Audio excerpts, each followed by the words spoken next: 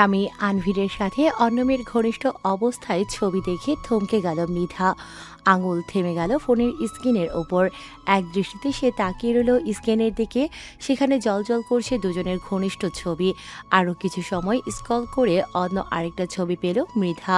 আনভির মেয়েটার কোমরে হাত দিয়ে আছে, দুজনের মুখেই হাসি। মৃধা যেন নড়াচড়া করতে ভুলে গেল। সে অবস্থায় বসে রইল দীর্ঘ সময়। চোখের জলে তার দৃষ্টি ঝাপসা হতে শুরু করেছে। একসময় হাত থেকে ফোনটা বিছানায় পড়ে গেল। লাগাতার ফোনের শব্দে মৃধার ধ্যান ভাঙল। বিছানায় পড়ে থাকা অবহেলিত ফোনটার দিকে তাকালো সে। কাঙ্ক্ষিত নাম দেখে দ্রুত ফোনটা হাতে তুলে নিল। মৃধা। অপর পাশ থেকে কোমল কণ্ঠে শুনে মৃধার চোখে আটকে থাকা জল গড়িয়ে পড়তে লাগলো। আপু, ধরা গলায় বলল সে। ছবিগুলো দেখেছিস? গম্ভীর তবে কোমলতা রেখেই বলল মৈথি। হুম। দাঁত দিয়ে ঠোঁট কামড়ে ধরল মৃধা। ভেঙে পড়িস না, তুই তো কোনো ভুল করিসনি। নিজেকে শক্ত রাখ। আনভির কি বলে শোন, যদিও সত্যি তোর সাথে বিশ্বাসঘাতকতা করে, ওর জীবন আমি জাহান্নাম করে দেব। আনভির কখনোই এরকম করবে না আপু, সে আমাকে খুব ভালোবাসে। তুমি তো জানো আমার জন্য সে কতটা পাগলামি করেছে। হয়তো কেউ ওর নামে মিথ্যা কথা ছড়াচ্ছে, স্ক্যান্ডাল তৈরি করেছে। নিজেকেই যেন বুঝ দিল মৃধা। মৈথি যেন বোনের অবস্থা বুঝলো, হতাশ স্বরে বলল। তুই যা বিশ্বাস করিস, ও কি সাফাই গায়ে দেখ, আমি খোঁজ নিয়ে দেখছি। আমি কাল আসবো তোর সাথে দেখা করতে। লাগবে না আপু, আমি ঠিক আছি। বোনকে আর কিছু বলার সুযোগ না দিয়ে ফোনটা কেটে দিল মৃধা। বিছানা থেকে উঠে আয়নার সামনে দাঁড়ালো। ড্রেসিং টেবিলে হরেক রকম মেকআপ সামগ্রী, সব মৃধার নিজস্ব ব্র্যান্ডের। আয়নায় নিজেকে একবার দেখে সে। অজান্তেই ছবিতে থাকা মেয়েটার সাথে নিজেকে তুলনা করতে লাগলো। আমার মধ্যে কি কমতি আছে আনভির? আমাকে কি এখন তোমার আর ভালো লাগে না? বিড়বিড় করে বলল মৃধা। চোখ দিয়ে তার জল গড়িয়ে পড়ছে অবিরত। মৃধা, মৃধা। আচমকা শোনা গেল আনভিরের কণ্ঠস্বর। তার পায়ের ধূপধাপ শব্দ মৃধা এখান থেকে শুনতে পাচ্ছে। অন্যদিন হলে মৃধা সকল কাজ ফেলে এই ডাকে সাড়া দিতে ছুটে যেত, কিন্তু এখন সে কণ্ঠ শুনেও যেন নিজের জায়গা থেকে নড়তে পারছে না। তাকে যেতে হলো না, আনভিরের রুমে এলো। মৃধা। তাকে আয়নার সামনে এভাবে দাঁড়িয়ে থাকতে দেখে আনভির যেন কয়েক মুহূর্তের জন্য থমকে গেল। তবে পর মুহূর্তেই এগিয়ে এসেছে মৃধাকে নিজেদের দিকে ঘুরিয়ে নিল। তার চোখে মুখের অবস্থা দেখে তার বুঝতে সময় লাগলো না, মৃধা দেখেছে সব। মৃধা, বিশ্বাস করো, ছবিগুলো মিথ্যা। ওই মেয়ের সাথে আমার সত্যিই কিছু নেই। আমার রেপুটেশন খারাপ করার জন্য কেউ স্ক্যান্ডাল তৈরি করেছে। তুমি তো জানো পরের মাসে আমার নতুন মুভি রিলিজ হবে। আমার সাফল্যতা দেখে অনেকেই হিংসা করে, তাই আমার নাম খারাপ করার জন্য এগুলো করছে। মৃধার দৃষ্টি তখন আনভিরের ঘাড়ে। তোমার নাম খারাপ করার জন্যই তাহলে কেউ তোমার শার্টের কলারে লিপস্টিক লাগিয়ে দিয়েছে? বলে সরাসরি তার চোখের দিকে তাকালো মৃধা। আনভির যেন ভরকে গেল। মৃধাকে ছেড়ে আয়নায় নিজেকে দেখল। বিচলিত দৃষ্টি তার। সে দ্রুত মৃধার বাহুজোড়া আঁকড়ে ধরল। মৃধা, আমার কথাটা শোনো। তুমি তো জানোই মুভি রিলিজের আগে কত পার্টি থাকে। সেখানে তো অনেক মানুষই থাকে। ধাক্কাধাক্কিতে এক মেয়ে আমার গায়ের উপর পড়ে যায়। তার থেকে হয়তো দাগটা লেগেছে, বা এটাও তাদের কোনো রকম প্ল্যান। মৃধাকে আনভির নিজের সাথে জড়িয়ে নিল। আমার জীবনে তুমি ছাড়া কেউ নেই মৃধা। তোমাকে পাওয়ার জন্য কত অপেক্ষা করেছি আমি। তুমি না থাকলে আমি যে অচল। আমার জীবনে সবচেয়ে গুরুত্বপূর্ণ ব্যক্তি তুমি। সবাই আমার অল্প সময়ে সাফল্যতাকে হিংসা করে, তাই তো আমার ক্যারিয়ারে দাগ লাগতে চাইছে। আমার জীবনে তুমি ছাড়া সত্যি অন্য কেউ নেই। মৃধা শুধু শুনে গেল আনভিরের কথা। বিশ্বাস করবে কিনা সে বুঝতে পারছে না। আনভিরের শরীর থেকে অচেনা একটা পারফিউমের গন্ধ তার নাকে বাড়ি খাচ্ছে। অবিশ্বাস করতে চেয়েও সে পারছে না, কারণ সত্যি হলেও অল্প সময়ে রঙিন জগতে আনভির অনেকটাই সাফল্য লাভ করেছে। আর তার সাফল্যের পেছনে তার থেকেও বেশি হাত আছে মৃধার। মৃধা এবং তার বোন মৈথি দুজনেই নিজেদের ক্যারিয়ারে সফল। বড়লোক পরিবারের মেয়ে হয়েও নিজেদের ক্যারিয়ার তৈরি করেছে দুজনে। মৃধার নিজস্ব মেকআপ ব্র্যান্ড আছে, যা বর্তমানে দেশে বিদেশে অনেক বিখ্যাত।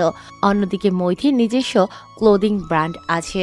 তার কোম্পানিও দেশে বিদেশে বিখ্যাত ডিজাইনারদের সাথে কাজ করছে, বিভিন্ন ফ্যাশন শো অর্গানাইজ করছে। আনভীরের ইচ্ছে ছিল সে এই রঙিন জগতে পা রাখবে। তার ইচ্ছে পূরণ করতে মৃধা যা প্রয়োজন সব করেছে। তার প্রায় মুভি, সিরিজ, মিউজিক ভিডিওতে মৃধাই স্পন্সর করেছে এবং করছে। শুরুর দিকে মৃধার জন্য মৈথিকেও স্পন্সর করতে হতো। তার বিভিন্ন নামকরা শোতে আনভীরকে মেন মডেল হিসেবেও রেখেছে বোনের কথায়। অনিচ্ছা সত্ত্বেও মৈথি তাতে রাজি হতো, তবে পরবর্তীতে মৃধা বোনকে আর জোর করেনি। এখন সে নিজেই স্পন্সর করে, বিভিন্ন স্পন্সরদের সাথে প্রডিউসার সাথে যোগাযোগ করিয়ে দেয়। মৃধা এবং তার কোম্পানি ব্যতীত আনভীর অল্প সময়ে বিনা পরিশ্রমে এই জায়গায় কখনোই পৌঁছতে পারত না। সেই হিসেবে মৃধা ভাবল সে ব্যতীত আনভীর কিছুই না। আনভীর কখনোই তাকে ধোকা দেবে না। নিজের থেকে মৃধাকে ছাড়িয়ে নিল আনভীর। তুমি কি আমাকে বিশ্বাস করছো না মৃধা? তোমার আমার প্রতি এতটুকু বিশ্বাস নেই? তুমি যদি আমাকে বিশ্বাসই না করো তবে এ জীবন রেখে কি লাভ? আমি আর থাকবো না, বাঁচবো না আমি। বলে ঘর থেকে ছুটে বেরিয়ে গেল সে। দ্রুত সিঁড়ি দিয়ে নেমে রান্নাঘরে চলে এলো। মৃধার হুঁশ হতেই সে ছুট লাগালো রান্নাঘরে। ততক্ষণে আনভীর হাতে ছুরি নিয়ে ফেলেছে। মৃধা এসেছে, তা কেড়ে নিল। পাগল হয়ে গিয়েছো তুমি? কত কষ্টে আগের দাগটা গিয়েছে, তুমি ভুলে গিয়েছো? হ্যাঁ, আমি পাগল হয়ে গিয়েছি। তুমি যদি আমাকে বিশ্বাস না করো তাহলে কে বিশ্বাস করবে আমাকে? পুরো পৃথিবী আমাকে অবিশ্বাস করুক, আমার কিছু যায় আসে না। কিন্তু তুমি বিশ্বাস না করলে এই জীবন রেখে কি লাভ? বলে হু হু করে কেঁদে উঠল সে। মৃতা তাকে নিজের সাথে জড়িয়ে নিল। শান্ত হও, আমি তোমাকে বিশ্বাস করি। আমি জানি তুমি এরকম কখনোই করবে না, আমাকে কখনোই ধোকা দিবে না। স্বামী আনভীরের সাথে অন্যমের ঘনিষ্ঠ অবস্থায় ছবি দেখে থমকে গেল মৃধা। আঙুল থেমে গেল ফোনের স্ক্রিনের ওপর। এক দৃষ্টিতে এসে তাকিয়ে রইল স্ক্রিনের দিকে। সেখানে জলজল করছে দুজনের ঘনিষ্ঠ ছবি। আরও কিছু সময় স্ক্রল করে অন্য আরেকটা ছবি পেল মৃধা। আনভীর মেয়েটার কোমরে হাত দিয়ে আছে। দুজনের মুখেই হাসি। মৃধা যেন নড়াচড়া করতে ভুলে গেল। সে অবস্থায় বসে রইল দীর্ঘ সময়। চোখের জলে তার দৃষ্টি ঝাপসা হতে শুরু করেছে। একসময় হাত থেকে ফোনটা বিছানায় পড়ে গেল। লাগাতার ফোনের শব্দে মৃধার ধ্যান ভাঙল। বিছানায় পড়ে থাকা অবহেলিত ফোনটার দিকে তাকালো সে। কাঙ্ক্ষিত নাম দেখে দ্রুত ফোনটা হাতে তুলে নিল। মৃধা। অপর পাশ থেকে কোমল কণ্ঠ শুনে মৃধার চোখে আটকে থাকা জল গড়িয়ে পড়তে লাগলো। আপু, ধরা গলায় বলল সে। ছবিগুলো দেখেছিস?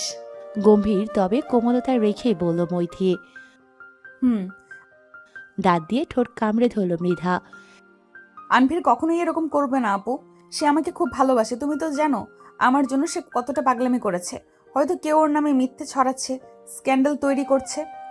নিজেকে যেন বুঝ দিল মৃধা। মৈথি যেন বোনের অবস্থা বুঝলো। হতাশ স্বরে বলল। তুই যা বিশ্বাস করিস। ওকে সাফাই গায়ে দেখ, আমি খোঁজ নিয়ে দেখছি। আমি কাল আসবো তোর সাথে দেখা করতে। লাগবে না আপু, আমি ঠিক আছি। আমার মধ্যে কি কমতি আছে আনভীর? আমাকে কি এখন আর তোমার ভালো লাগে না? বিড়বিড় করে বলল মৃধা। চোখ দিয়ে তার জল গড়িয়ে পড়ছে অবিরত। মৃধা, মৃধা। আচমকা শোনা গেল আনভীরের কণ্ঠস্বর। তার পায়ের ধূপধাপ শব্দ মৃধা এখান থেকে শুনতে পাচ্ছে। অন্যদিন হলে মৃধা সকল কাজ ফেলে এই ডাকে সাড়া দিতে ছুটে যেত, কিন্তু এখন সে কণ্ঠ শুনেও যেন নিজের জায়গা থেকে নড়তে পারছে না। তাকে যেতে হলো না। আনভীরই রুমে এলো। মৃধা, তাকে আয়নার সামনে এভাবে দাঁড়িয়ে থাকতে দেখে আনভীর যেন কয়েক মুহূর্তের জন্য থমকে গেল। তবে পর মুহূর্তেই এগিয়ে এসে মৃধাকে নিজের দিকে ঘুরিয়ে নিল। তার চোখে মুখের অবস্থা দেখে তার বুঝতে সময় লাগলো না মৃধা দেখেছে সব। মৃধা, বিশ্বাস করো, ছবিগুলো মিথ্যা। ওই মেয়ের সাথে আমার সত্যি কিছু নেই। আমার রেপুটেশন খারাপ করার জন্য কেউ স্ক্যান্ডাল তৈরি করেছে। তুমি তো জানো পরের মাসে আমার নতুন মুভি রিলিজ হবে। আমার সাফল্যতা দেখে অনেকেই হিংসা করে, তাই আমার নাম খারাপ করার জন্য এগুলো করছে। মৃধার দৃষ্টি তখন আনভীরের ঘাড়ে। তোমার নাম খারাপ করার জন্যই তাহলে কেউ তোমার শার্টের করালে লিপস্টিক লাগিয়ে দিয়েছে? বলে সরাসরি তার চোখের দিকে তাকালো মৃধা। আনবির যেন ভড়কে গেল। মৃধাকে ছেড়ে আয়নায় নিজেকে দেখল। বিচলিত দৃষ্টি তার। সে দ্রুত মৃধার বাহুজোড়া আঁকড়ে ধরল। মৃধা, আমার কথাটা শোনো। তুমি তো জানোই মুভি রিলিজের আগে কত পার্টি থাকে। সেখানে তো অনেক মানুষই থাকে। ধাক্কা ধাক্কিতে এক মেয়ে আমার গায়ের উপর পড়ে যায়। তার থেকে হয়তো দাগটা লেগেছে, বা এটাও তাদের কোনো রকম প্ল্যান। মৃধাকে আনবির নিজের সাথে জড়িয়ে নিল। আমার জীবনে তুমি ছাড়া কেউ নেই মৃধা। তোমাকে পাওয়ার জন্য কত অপেক্ষা করেছি আমি। তুমি না থাকলে আমি যে অচল। আমার জীবনে সবচেয়ে গুরুত্বপূর্ণ ব্যক্তি তুমি। সবাই আমার অল্প সময়ে সাফল্যতাকে হিংসা করে, তাই তো আমার ক্যারিয়ারে দাগ লাগতে চাইছে। আমার জীবনে তুমি ছাড়া সত্যি অন্য কেউ নেই। মৃধা শুধু শুনে গেল। আনবীরের কথা বিশ্বাস করবে কিনা সে বুঝতে পারছে না। আনবীরের শরীর থেকে অচেনা একটা পারফিউমের গন্ধ তার নাকে বাড়ি খাচ্ছে। অবিশ্বাস করতে চেয়েও সে পারছে না, কারণ সত্যি হলেও অল্প সময়ে রঙিন জগতে আনবীর অনেকটাই সাফল্য লাভ করেছে। আর তার সাফল্যের পেছনে তার থেকেও বেশি হাত আছে মৃধার। মৃধা এবং তার বোন মৈথি দুজনেই নিজেদের ক্যারিয়ারে সফল। বড়লোক পরিবারের মেয়ে হয়েও নিজের ক্যারিয়ার তৈরি করেছে দুজনে। মৃধার নিজস্ব মেকআপ ব্র্যান্ড আছে, যা বর্তমানে দেশে বিদেশে অনেক বিখ্যাত। অন্যদিকে মৈথির নিজস্ব ক্লোদিং ব্র্যান্ড আছে। তার কোম্পানিও দেশ বিদেশে বিখ্যাত ডিজাইনারদের সাথে কাজ করছে, বিভিন্ন ফ্যাশন শো অর্গানাইজ করছে। আনবীরের ইচ্ছে ছিল সে এই রঙিন জগতে পা রাখবে। তার ইচ্ছে পূরণ করতে মৃধা যা প্রয়োজন সব করেছে। তার প্রায় মুভি, সিরিজ, মিউজিক ভিডিওতে মৃধাই স্পন্সর করেছে এবং করছে। শুরু থেকে মৃধার জন্য মৈথিকেও স্পন্সর করতে হতো। তার বিভিন্ন নামকরা শোতে আনবীরকে মডেল হিসেবে রেখেছে বোনের কথায়। অনিচ্ছায় সত্ত্বেও মৈথি তাতে রাজি হতো, তবে পরবর্তীতে মৃধা বোনকে আর জোর করেনি। এখন সে নিজেই স্পন্সর করে, বিভিন্ন স্পন্সরদের সাথে, প্রডিউসারদের সাথে যোগাযোগ করিয়ে দেয়। মৃধা এবং তার কোম্পানি ব্যতীত আনবীর অল্প সময়ে বিনা পরিশ্রমে এই জায়গায় কখনোই পৌঁছতে পারত না। সেই হিসেবে মৃধা ভাবল সে ব্যতীত আনবীর কিছুই না। আনবীর কখনোই তাকে ধোঁকা দেবে না। নিজের থেকে মৃধাকে ছাড়িয়ে নিল আনবীর। তুমি কি আমাকে বিশ্বাস করছো না মৃধা? তোমার আমার প্রতি এতটুকু বিশ্বাস নেই? তুমি যদি আমাকে বিশ্বাসই না করো, তবে এ জীবন রেখে কী লাভ? আমি আর থাকবো না, বাঁচবো না আমি। বলে ঘর থেকে ছুটিয়ে বেরিয়ে গেল সে। দ্রুত সিঁড়ি দিয়ে নেমে রান্নাঘরে চলে এলো। মৃধার হুঁশ হতেই সে ছুট লাগালো রান্নাঘরে। ততক্ষণে আনবীর হাতে ছুরি নিয়ে ফেলেছে। মৃধা এসে তা কেড়ে নিল। পাগল হয়ে গিয়েছো তুমি? কত কষ্টে আগের দাগটা গিয়েছে, তুমি ভুলে গিয়েছো? হ্যাঁ, আমি পাগল হয়ে গিয়েছি। তুমি যদি আমাকে বিশ্বাস না করো, তাহলে কে বিশ্বাস করবে আমাকে? পুরো পৃথিবী আমাকে অবিশ্বাস করুক, আমার কিছু যায় আসে না। কিন্তু তুমি বিশ্বাস না করলে এই জীবন রেখে কী লাভ? বলে হু হু করে কেঁদে উঠল সে। মৃধা তাকে নিজের সাথে জড়িয়ে নিল। শান্ত হও, আমি তোমাকে বিশ্বাস করি। আমি জানি তুমি এরকম কখনোই করবে না, আমাকে কখনোই ধোকা দিবে না। আমি জানতাম, আর যাই হোক তুমি আমাকে বিশ্বাস করবে। এজন্য তোমাকে আমি এত ভালোবাসি। শক্ত করে মৃধাকে জড়িয়ে ধরল সে। মৃধা এক দৃষ্টিতে মাটিতে পড়ে থাকা ছুরিটার দিকে তাকিয়ে আছে। অতীতের কথা মনে পড়ে গেল তার। সেবারও যখন মৃধা আনবীরের প্রস্তাবে না করেছিল, এ পাগলামিটাই না করেছিল ছেলেটা। নিজের হাত কেটে ফেলেছিল। মৃধা না মানা পর্যন্ত নাকি হসপিটালে যাবে না, দরকার হলে সে মরে যাবে। এ ছেলেটা তাকে ধোকা দিতে পারে মৃধা স্বপ্নেও ভাবেনি কখনো। মৃধা তো তার কোনো চাহিদা অপূর্ণ রাখেনি।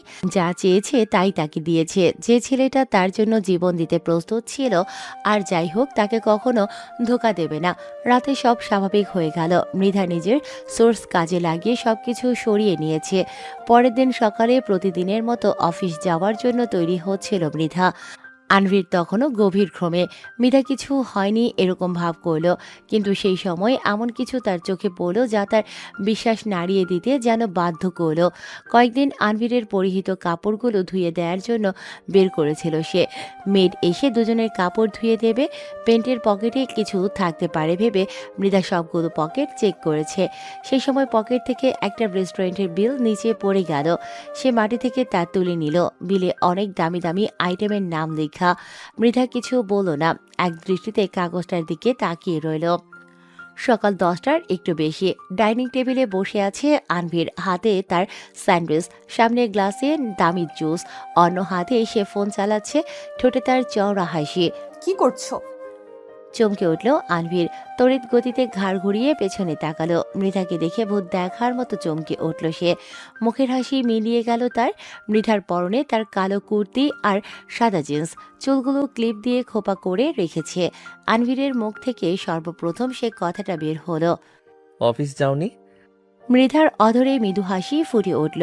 তার হাবভাব এরকম যেন সে আগে থেকেই জানতো আনভির তাকে এই প্রশ্নটাই করবে। আনভিরের মুখোমুখি চেয়ারে বসতে বসতে মৃধা বলল, আমাকে বাড়িতে দেখে খুশি হওনি তুমি? তোমার কাজে ব্যাঘাত ঘটালাম বুঝি? আরে না না বেবি, তুমি কেন আমার কাজে ব্যাঘাত পড়বে? হঠাৎ তোমাকে দেখে চমকে গিয়েছিলাম। কথার মাঝে তাদের বাড়ির হেল্পিং হ্যান্ড মৃধাকে জুস দিয়ে গেল। ম্যাম, আর কিছু লাগবে? না, তুমি এখন যাও। সে চলে যেতেই আনভির প্রশ্নবোধক দৃষ্টিতে মৃধার দিকে তাকালো। তোমার আজ অফিসে কাজ নেই? ছিল, বিদেশি একটা কোম্পানির সাথে অনেক বড় একটা ডিল ছিল, ভালোই প্রফিট হতো সেই ডিলে। তাহলে যাওনি কেন? এত ভালো প্রফিট, তুমি এভাবে হাতছাড়া করলে? তার কণ্ঠে ছিল অন্যরকম বিচলতা ছিল। তা দেখে মৃধা মৃদু হেসে জানতে চাইল, তোমাকে এত বিচলিত দেখাচ্ছে কেন? এত হাইপার হচ্ছ কেন? লস হলে তো আমারই হবে, তুমি এত হাইপার হচ্ছ কেন? আনভির যেন থতমত খেয়ে গেল।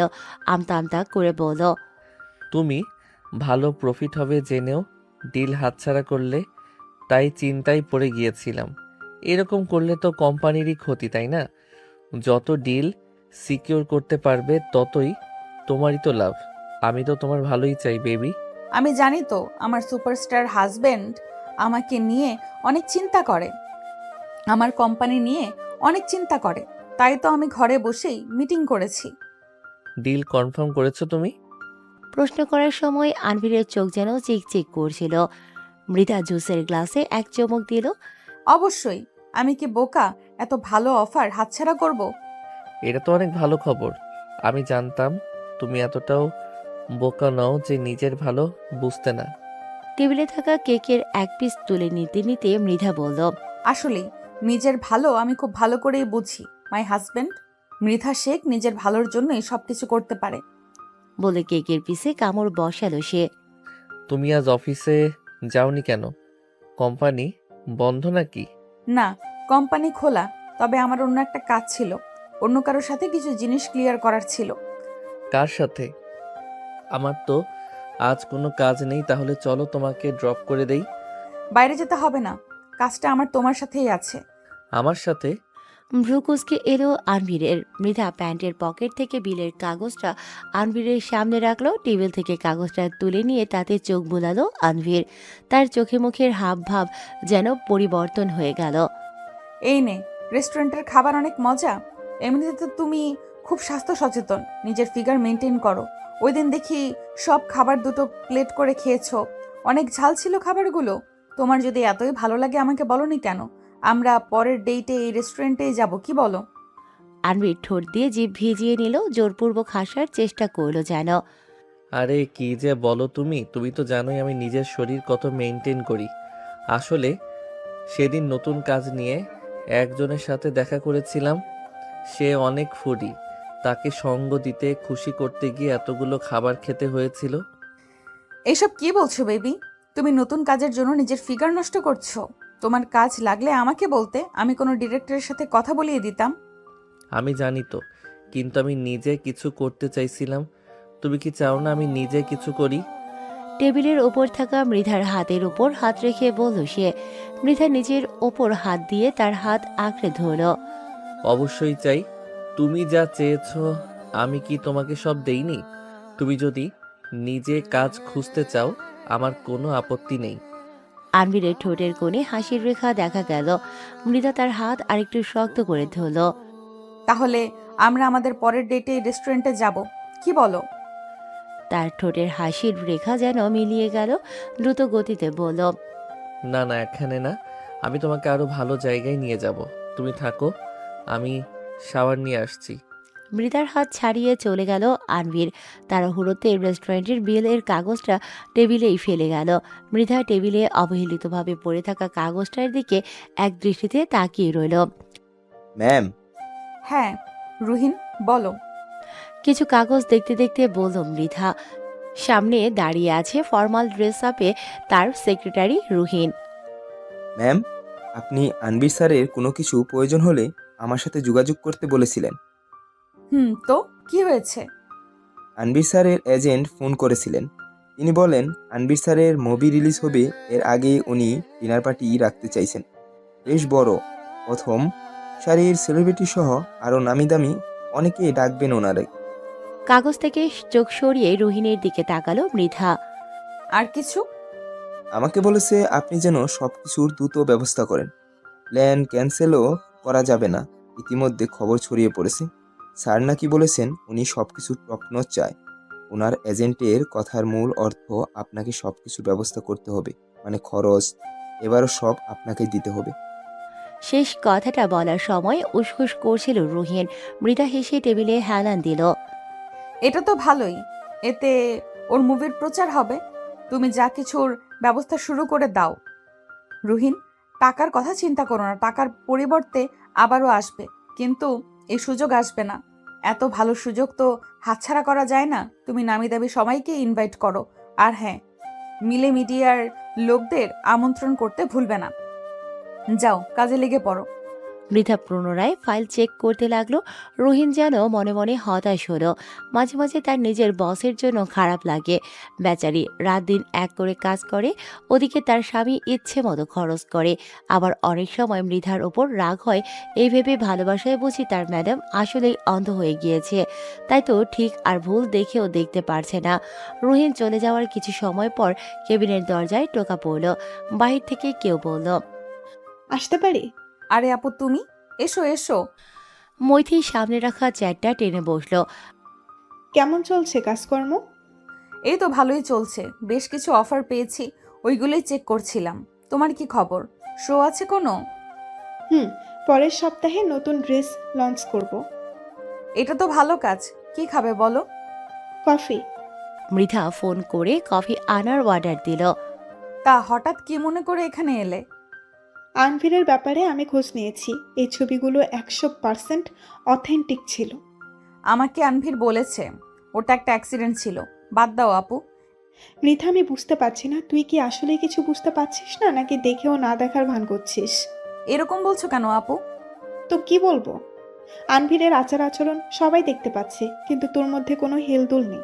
আমি তোকে এতবার সাবধান করছি, কিন্তু তোর সো কোল্ড লাভ ব্রেইনের কারণে তোর মাথায় কিছুই যেন ঢুকছেই না। তুই তো এরকম ছিলিস না মৃধা। দরজায় টোকা পড়ায় তাদের কথোপকথনে ব্যাঘাত ঘটল। মৃধার অনুমতি পেয়ে ব্যক্তিটি ভেতরে এলো। হাই ম্যাম, আপনার কফি। আরে রুহিন, ধন্যবাদ। কেমন আছো? আপাতত ভালোই আছি ম্যাম। জানি না সামনের কিছুদিন কীরকম থাকবো। কেন, তোমার বস বুঝি অনেক খারস টাইপের? বেশি বেশি করলে আমার কোম্পানিতে চলে এসো, ডাবল স্যালারি দেব। মজা করেই বলল মৈথি। রুহিন হতাশ স্বরে বলল, বস তো ভালোই, কিন্তু মাঝে মাঝে ওনার কাজে ওনার জন্যই বড় দুঃখ লাগে। আবার কি করেছে এই মেয়ে? কফির মগে চুমুক দিল মৈথি। রুহিন কণ্ঠে আরো হতাশা মিশ্রিত করে জানালো, আনবির স্যার আবারও পার্টির আয়োজন করেছেন, আগের চেয়েও অনেক বড়। ওনারা বলেই শেষ। এখন তার দায়িত্ব ম্যামের উপর দিয়েছে। ম্যাম সব কিছুর দেখভাল করার দায়িত্ব নিয়েছেন আমাকে। মৈথি প্রশ্নবোধক দৃষ্টিতে মৃধার দিকে তাকালো। মৃধা মৃদু ধমক দিল রুহিনকে। তুমি যাও এখন। বেচারা রুহিন বকা খেয়ে দ্রুত কেবিন থেকে বেরিয়ে গেল। মৈথি রাগী স্বরে জানতে চাইল, এসব কি মৃধা? আবারও কয়েক লক্ষ টাকা তুই খরচ করছিস এসবে? এসব তোর কষ্টের টাকা। এভাবে তুই খরচ করতে থাকলে তোর কোম্পানির পথে বসতে সময় লাগবে না। আনভিরের পার্টি দেওয়ার ইচ্ছে থাকলে নিজের উপার্জন করার টাকাই দিক। আজ পর্যন্ত কোনোদিন দেখলাম না নিজের উপার্জনের টাকায় তোকে কিছু দিতে। উল্টো তোর টাকায় তোকে উপহার কিনে দিয়ে তোকে ভুলিয়ে রাখে আর ইচ্ছে মতো খরচ করে। তোর কাজকর্মে এবার আমি সত্যিই হতাশ মৃধা। মৈথির কথা শুনে মৃধা চুপচাপ বসে রইল। কয়েক সেকেন্ড পর ঠোঁটের কোণে হালকা হাসি রেখে বলল, তুই আবারও বেশি চিন্তা করছিস আপু। সব ঠিক আছে। ওর একটু মোচমস্তি করতে পছন্দ করে। ও তো আর ছোট বাচ্চা না, ওকে আমি আটকাবো, তুই চিন্তা করিস না। ঠিক আছে, আনবিলিভেবল। মৈথি বিরক্ত হয়ে চেয়ার ঠেলে উঠে দাঁড়ালো। তোর মতো মেয়ে কিভাবে যে এরকম হয়ে গিয়েছে আমি নিজেই বুঝ আসছে না। যা ইচ্ছে কর, তবে মনে রাখিস আগুন নিয়ে খেলতে গেলে হাত পুড়বেই। তুই যদি দেখেও না দেখার ভান করে থাকিস তবে বেশি সময় লাগবে না বিপদ তোর উপর আসতে। কিছু কিছু সময় অবিশ্বাস করাটাও নিজেদের জন্য মঙ্গলজনক। মৈথি চলে গেলে মৃধা গভীর নিঃশ্বাস ফেলল। চোখে এক মুহূর্তের জন্য অদ্ভুত মনোভাব ফুটে উঠল। পার্টির দিন হলরুম ভরে গেছে ঝলমলে আলো আর সাজসজ্জায়। বিদেশি ওয়াইনের গ্লাস হাতে মানুষের ভিড়, তার হাসি, গল্প, ব্যবসায়িক আলাপে ব্যস্ত। একপাশে সাজানো টেবিলে নানা রকম খাবারের গন্ধ ছড়িয়ে গিয়েছে। তার পাশে স্টেক, পাস্তা, স্যুপ, কোনায় সাজানো নানা রঙের ককলেট। মৃধা একে একে সবার সঙ্গে হাসি মুখে কথা বলছে। ফর্মাল ড্রেস ছেড়ে আজ সে শাড়ি পরেছে। মোটামুটি সবাই চলে আসার পর আনভির মঞ্চে উঠিয়ে মাইক্রোফোন হাতে নিল। আপনাদের সবাইকে ধন্যবাদ আজকের অনুষ্ঠানে আসার জন্য। আমি চাই আজকের রাত, আজকের এই পার্টি আপনাদের যেন চিরদিন মনে থাকে। পেছনে সব স্ক্রিনের দিকে ইশারা করে সে আবারও বলল, আজকের পার্টির মূল উদ্দেশ্য শীঘ্রই রিলিজ হতে যাওয়া মুভির লিড হিসেবে আমার পক্ষ থেকে এই সামান্য আয়োজন। এখন স্ক্রিনে মুভির কিছু অংশ এবং আমাদের পুরো টিমের সুন্দর কিছু মুহূর্ত আপনাদের সামনে রাখতে চলেছি। Please enjoy the party. Anvir নেমে এলো। স্ক্রিনে ভিডিও শুরু হলেও প্রথমে সবার পরিচয়, এরপর মুভির কিছু অংশ, তারপর কিছু বিহাইন্ড দ্য সিন। সবাই হাততালি দিচ্ছে, মিডিয়ার লোকজন ভিডিও করছে, ছবি তুলছে। হঠাৎ ভিডিও থেমে গেল এক ঝটকায়। পরের সেকেন্ডে স্ক্রিনে ফুটে উঠল অন্য এক দৃশ্য। আনভিরের সাথে এক অজানা মেয়ের ঘনিষ্ঠ ছবি। তারপর আরেকটি ছোট্ট ভিডিও যেখানে তাকে কারোর সাথে দেখা যাচ্ছে কোনো হোটেলে প্রবেশ করতে। আচমকা পুরো পরিবেশ নিস্তব্ধ হয়ে গেল। কয়েক সেকেন্ডের ক্লিপটাই যেন যথেষ্ট ছিল ভিড়কে চুপ করে দেওয়ার জন্য। কেউ কেউ অবাক হয়ে তাকাচ্ছে, কেউ ফোন বের করে রেকর্ড করছে, আবার কারো চোখে তাচ্ছিল্যের ঝিলিক কিংবা নিজের লাভের আশায় খুশির আমেজ। ফিসফাস শব্দ ভেসে আসতে শুরু করেছে। ওটা কি আনবীর? মনে হচ্ছে তাই। মেয়েটাকে মুভির কোনো কাস্ট তো মনে হচ্ছে না। বোঝাও তো যাচ্ছে না মেয়েটার চেহারা। আনভির যেন হঠাৎ জমে গেল। হাতে ধরা ওয়াইনের গ্লাসটা কাঁপছে, তার গলার স্বর কাঁপছে, চেয়েও কিছু বলার শক্তি পাচ্ছে না সে। ভিডিওটা ইতিমধ্যেই শেষ হয়ে গেছে, আবার মুভির ফুটেজ চলতে শুরু করেছে। আনভিরের মুখের রং মুহূর্তেই উড়ে গেল যেন। দ্রুত স্টেজে উঠে মাইক্রোফোন হাতে নিয়ে কাঁপা গলায় বলল, এটা আপনারা যা ভাবছেন এরকম কিছুই না। আপনারা যা ভাবছেন এরকম কিছুই না, এটা মিসআন্ডারস্ট্যান্ডিং। Please come down. তার কথা শেষ হওয়ার আগেই আবারও ভিড়ের মাঝে ফিসফাস শুরু হলো। তার কথা কেউ আপাতত কানে নিচ্ছে না বোঝাই যাচ্ছে। আনভির চারপাশে তাকালো, তার যেন শ্বাস বন্ধ হয়ে আসে। অজানা কারণে তার চোখে আতঙ্ক স্পষ্ট। একজন সিনিয়র অতিথি হালকা ঠাট্টা করে বলে, আনভির বেচারা ভুলে গিয়েছে এই যুগের ক্যামেরা থেকে বাঁচা মুশকিল। ভিড়ের মাঝে থেকে আরেকজন বলে উঠল, ভিডিওটা যদি সত্যি হয় তাহলে তো মৃধা বেচারি। এই নাটক সিনেমার জগৎ কত যে রং তামাশা হয়। একজন তৎক্ষণাৎ ফোন বের করে বলল। দাঁড়াও, এটা আমি রেকর্ড করছি। তার দেখা দেখি আরেকজন বলল, এটা তো সরাসরি স্টোরিতে দেবার মতো কন্টেন্ট। কেউ টুইট করছে, কেউ ইনস্টাগ্রামে স্টোরি দিচ্ছে। কয়েক মিনিটের মধ্যে নোটিফিকেশনের শব্দে ঘর ভরে গেল। ভিডিও ইতিমধ্যেই পোস্ট শেয়ার হতে শুরু করেছে। আনভিরের মুখে স্পষ্ট অস্থিরতা। সে কাঁপা কাঁপা স্বরে সবাইকে বোঝানোর চেষ্টা করছে। আর ওই মেয়েটা আমার বন্ধু ছিল। ভিডিওটাতে যা দেখানো হয়েছে এরকম কিছুই নেই আমাদের মাঝে। আমার নামে বদনাম রটানোর জন্য করা হয়েছে এসব। কিন্তু কথাগুলো কেউ মন দিয়ে শুনছে না। আনভির অস্থির হয়ে কাউকে ফোন করে। ভাই, এই ক্লিপটা প্লিজ নামিয়ে দাও, তাড়াতাড়ি করো। কিন্তু অপর পাশে শোনা গেল, অনেক দেরি হয়ে গিয়েছে, এটা সব প্ল্যাটফর্মে চলে গেছে। তবে আমরা চেষ্টা করছি, তুমি চিন্তা করো না। আনভিরের কপালে ঘাম জমে গিয়েছে, চোখে অনিশ্চয়তা, আশঙ্কা। কিছু সময় পূর্বে চেহারায় লেগে থাকা উজ্জ্বলতা, হাসি কোথায় যেন হারিয়ে গিয়েছে। মৃধা এবার ধীরে ধীরে মঞ্চের দিকে এগিয়ে গেল। সবাই ভেবেছিল হয়তো সে রাগে বিস্ফোরিত হবে কিংবা অনুষ্ঠান ছেড়ে চলে যাবে, কিন্তু না, সে বরং আনভিরের হাত ধরে দৃঢ় কণ্ঠে আত্মবিশ্বাসের সাথে বলল, আমি তাকে চিনি, আমি জানি ও কখনো আমার সাথে এমন কিছু করতে পারে না। আপনারা শান্ত হন। হলের ভেতর নিস্তব্ধতা নেমে এলো। আনভির অবাক চোখে তার দিকে তাকালো। এই মুহূর্তে সে আশা করেনি মৃধা এমন কিছু বলবে। মৃধা তাকে বিশ্বাস করছে, সত্যি নাকি স্বপ্ন আনভির বোঝার চেষ্টা করলো না। আপাতত এসব সামলাতে হবে, না হলে সব শেষ হয়ে যাবে। অন্যদিকে মৃধার স্বরে এমন এক বিশ্বাসের ছোঁয়া দেখে কিছু অতিথি যেন দ্বিধায় পড়ে গেল।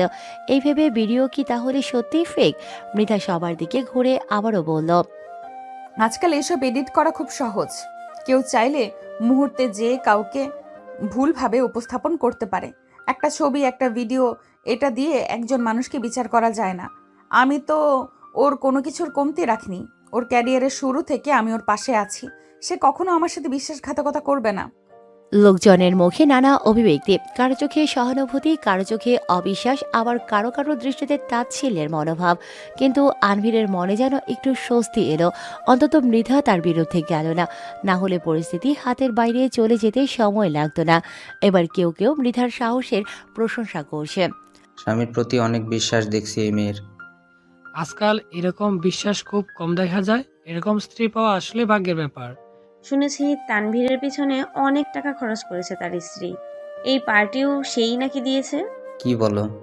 এদিকে আনভির সব ক্রেডিট তো নিজের আর নিজের টিমের দিচ্ছে। আনভিরের কপালে ঘাম জমে গেছে। সে শুধু মুখে জোর করে হাসি রেখে সবার কথা শুনছে। সে একপাশে গিয়ে মৃধাকে ফিসফিসিয়ে বলল, তাকে মানাতে চেষ্টা করলো। মৃধা, সবাই যা ভাবছে এরকম কিছুই না। কেউ আমার সফলতা দেখে চলছে হিংসার বশে আমার পার্টি খারাপ করছে, যেন এটা আমার ক্যারিয়ারে দাগ লেগে যায়। তুমি বিশ্বাস করো তো আমাকে? মৃধা তার দিকে শান্তভাবে তাকালো, শান্ত স্বরেই জানালো, আমি তোমার পাশে আছি, চিন্তা করো না। এত সহজে তোমার ক্যারিয়ার রেপুটেশন শেষ হবে না। এখনো অনেক কিছুই যে বাকি। আনভিরের চোখে মুখে স্বস্তির দেখা মিলল। সে মনে মনে হিসাব করতে লাগলো, এই ভিডিও কোথা থেকে এলো, কে পাঠালো। মৃধাই তো মূলত পার্টি ম্যানেজ করেছে। তার আন্ডারে কেউ কিভাবে এসব করতে পারে? মৃধাকে কিছু জানে, কিন্তু তার হাবভাবে তো এরকম কিছুই মনে হচ্ছে না। বরং সে সবার বিপরীতে গিয়ে তার পক্ষ নিয়েছে। তবে কে করেছে এসব? মোটেও হিসাব মেলাতে পারছে না আনভির। এইসব ভাবতে ভাবতে তার হাত পা ঠান্ডা হয়ে আসে। অতিথিরা ধীরে ধীরে বিদায় নিয়েছে। পরবর্তীতে সেভাবে কেউ পার্টি উপভোগ করতে পারেনি। কেউ কেবল সৌজন্যমূলক কথা বলে, কেউ আবার চলে যাওয়ার সময় কৌতূহলী দৃষ্টি কিংবা ব্যঙ্গ দৃষ্টিতে তাকিয়ে। ইতিমধ্যে খবর ছড়িয়ে পড়েছে। অল্প কিছু দিনের মধ্যে আবারও আনভিরের নতুন স্ক্যান্ডেল ছড়িয়েছে। সবাই তাতে উপচে পড়ছে। আনভির সোফায় বসে মাথায় হাত চেপে ধরেছে। এখনও ইন্টারনেট থেকে নিউজগুলো সরানো সম্ভব হয়নি। অল্প সময়ে এত বেশি ছড়িয়ে পড়েছে যেন কেউ আগে থেকেই সব সেট করে রেখেছিল। শুধু অপেক্ষায় ছিল সে বা তারা। এটা কে করলো মৃধা? কেন করলো? মৃধা পাশে বসে তার কাঁধে হাত রাখে সান্ত্বনা দেওয়ার স্বরে বলে, চিন্তা করো না, সব ঠিক হয়ে যাবে। কিন্তু আজ মৃধার কথাতেও আনভিরের মন শান্ত হলো না। কোথাও না কোথাও খারাপ কিছু আশঙ্কা হচ্ছে। আনবিলিভেবল মৃধা, আমি সত্যি আশা করিনি তুই তুই এত বড় বোকামি করবি। বেশ হতাশ এবং রাগী স্বরে বলল মৈথি। তোর কি দরকার ছিল সবার বিরুদ্ধে গিয়ে আনভিরের পক্ষ নেওয়ার? কি দরকার ছিল ক্যারিফিকেশন দেওয়ার? পাবলিক ওপিনিয়ন এখন তোর এবং কোম্পানির ইমেজের উপরও ইফেক্ট ফেলছে।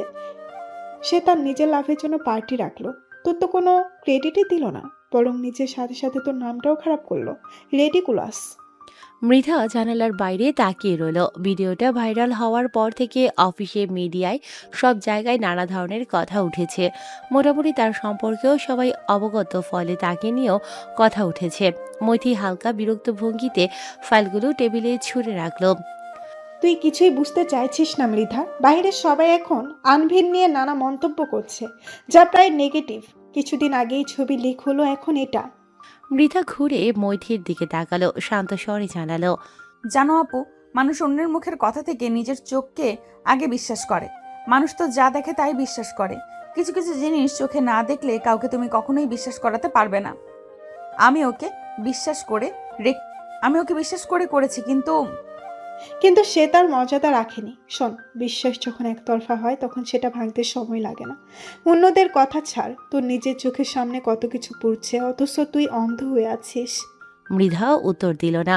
তার দৃষ্টি কাচের দেয়াল ভেদ করে দূরে কোথাও হারিয়ে গিয়েছে। মৈথি আবারও বলল, মৃধা, তুই আমার একমাত্র ছোট বোন। বাবা মা মারা যাওয়ার পর আমার আপন বলতে শুধু তুই আছিস। আমার আগে তোকে বিয়ে করার অনুমতি দিয়েছিলাম শুধু তোর সুখের কথা ভেবে। তোর সংসার দেখে আমি মোটেও হিংসা করছি না। আমি চাই তুই সুখে থাক, ভালো থাক, তবে তার লোক দেখানো নয়। তুই মন থেকে ভালো থাক, এটাই আমি চাই। আনভিরের মতো আরো 10টা ছেলে আসবে, বরং তার থেকেও ভালো কেউ তোর জীবনে আসবে। জীবনে ভালোবাসায় সব হয় না বোন। নিজের লাভ রেটটাকে সাইডে রেখে বাস্তবতার মুখোমুখি হও। তুই কি সত্যের মুখোমুখি হতে ভয়ে জেনেও না জানার ভান করছিস? সত্যটা তোর চোখের সামনে ঘোরাঘুরি করলেও অন্ধ হওয়ার মতো আছিস। তুই কি একদমই কিছু দেখতে পাচ্ছিস না মৃধা? মৈথির কণ্ঠে এক ধরনের অস্থিরতা। মৃধা দীর্ঘশ্বাস ফেলল। আপু, আমি জানি না, কিচ্ছু জানি না। আমি তাকে কি বদলানোর সুযোগ দিতে পারি না? মৈথি টেবিলে আঙুল ঠুকতে ঠুকতে বলল, সুযোগ? তুই বুঝিস তো এই শব্দটা ইতিমধ্যে কতবার ব্যবহার করেছিস? মানুষ ভুল করতে পারে, কিন্তু একের পর একই ভুল। ছবিগুলো, ভিডিও, তার আচরণ সবই তো এখন মানুষের মুখে মুখে। তুই যদি এমন ভান করিস যে কিছু হয়নি, তাহলে একদিন সব হাতের বাহিরে চলে যাবে। তখন সামলানো কঠিন হয়ে যাবে। সুযোগ তাকে দেওয়া যায় যে সুযোগের সঠিক ব্যবহার করতে জানে, নাকি তাকে যে জেনে বুঝে সুযোগের অপব্যবহার করছে। মৃধা চুপ করে বসে রইল। হয়তো তার ভেতরেও কোথাও সমুদ্রের ঢেউয়ের মতো উত্থাল পাত্থাল চলছে, কিন্তু বাইরে সেটা প্রকাশ করল না সে। অফিসের টেবিলে মোবাইলে একের পর এক ফোন এসেই চলেছে। সোশ্যাল মিডিয়া থেকে সাংবাদিকরা, এমনকি পার্টনার কোম্পানিগুলো জানতে চাইছিল আসল ঘটনা। কিছু অনলাইন নিউজ পোর্টাল তো চমকপ্রদ হেডলাইন নিয়ে নিউজও করে ফেলেছে। রুহিন বেচারার সব দিকে সামলাতে সামলাতে ক্লান্ত হয়ে পড়েছে। ম্যাম, 3টা বড় ক্লায়েন্ট আপাতত ডিল ক্যান্সেল করতে চাইছে। এই স্কাউন্ডালের কারণে ওদের ব্র্যান্ড ভ্যালু ক্ষতিগ্রস্ত হতে পারে। এই আশঙ্কায় ওনারা পিছিয়ে যাচ্ছেন। মৃধার ভ্রু কুঁচকে গেল। মাথার ভেতর ব্যথায় টনটন করতে লাগলো। গলার স্বর গম্ভীর করে সে বলল, সেলস ডিপার্টমেন্টকে 1 ঘন্টার মধ্যে মিটিং রুমে আসতে বলো। রুহিন দ্রুত বেরিয়ে গেল। মৃধা গভীর নিঃশ্বাস ফেলে চেয়ারে হেলান দিল। উদাস দৃষ্টিতে সিলিংয়ের দিকে তাকিয়ে রইল সে। বিগত কয়েকদিনের সেলস অ্যানালাইসিস বলো। ম্যাম, গত 2 দিন ধরে কিছুটা সেল ড্রপ করেছে। মাঝে মাঝে বাড়লেও বেশিরভাগ সময় ড্রপ করেছে। কারণ? রুমে উপস্থিত সকলে একে অপরের দিকে তাকালো। মৃধা তা দেখে শান্ত স্বরেই বলল, তোমরা মতামত দাও, দ্বিধা করো না। তাদের মাঝ থেকে একজন মেয়ে বলল, ম্যাম, আমার মতে কিছুদিন আগে ভাইরাল হওয়া ঘটনার কারণেই সেল ড্রপ করেছে। বাকিরাও মাথা নাড়িয়ে সায় দিল। মৃধা কিছু সময় ভাবল, এরপর সবাইকে যেতে বলল। রুহিনের দিকে তাকিয়ে বলল, ক্লায়েন্টদের সাথে মিটিংয়ের ব্যবস্থা করো। ম্যানেজারকেও সব প্রস্তুতি নিয়ে আসতে বলো। রুহিনও বসের নির্দেশে সব কাজ দ্রুত শেষ করল। ল্যাপটপের অপর পাশে কিছু লোক, সবার মুখে গম্ভীর ভাব। মৃধা বেশ নম্র এবং আত্মবিশ্বাসের সাথে পরিস্থিতি সামলানোর চেষ্টা করল। আমি আপনাদের আরও 5% বেশি প্রফিট দিতেও রাজি। আশা করছি আমাদের এতদিনের পার্টনারশিপ আপনারা মাঝপথে ছেড়ে যাবেন না। তাদের মধ্য থেকে একজন জানালো, ঠিক আছে মিসেস মৃধা, আপনাকে আমরা ভরসা করছি, তবে সব কাজ 2 সপ্তাহের মধ্যে শেষ করতে হবে। Yes, sure sure. Thank you for trusting us. Deal secure করতে পেরে রুমে থাকা সবাই যেন স্বস্তি পেল। পার্টির দিন থেকে প্রায় সপ্তাহ পার হতে চলেছে। মৃধা কাজের চাপে বাড়ি আসে না আজ 2 দিন। তবে আপাতত এতে আনভিরের কোনো খেয়াল নেই। সে নিজের কাজে ব্যস্ত। কেউ তাকে আইডিয়া দিয়েছে ফ্যান মিটের আয়োজন করার জন্য। সেখানে ফ্যানদের কিছু উপহার দিলে চলমান পরিস্থিতি কিছুটা তার পক্ষে আসতে পারে।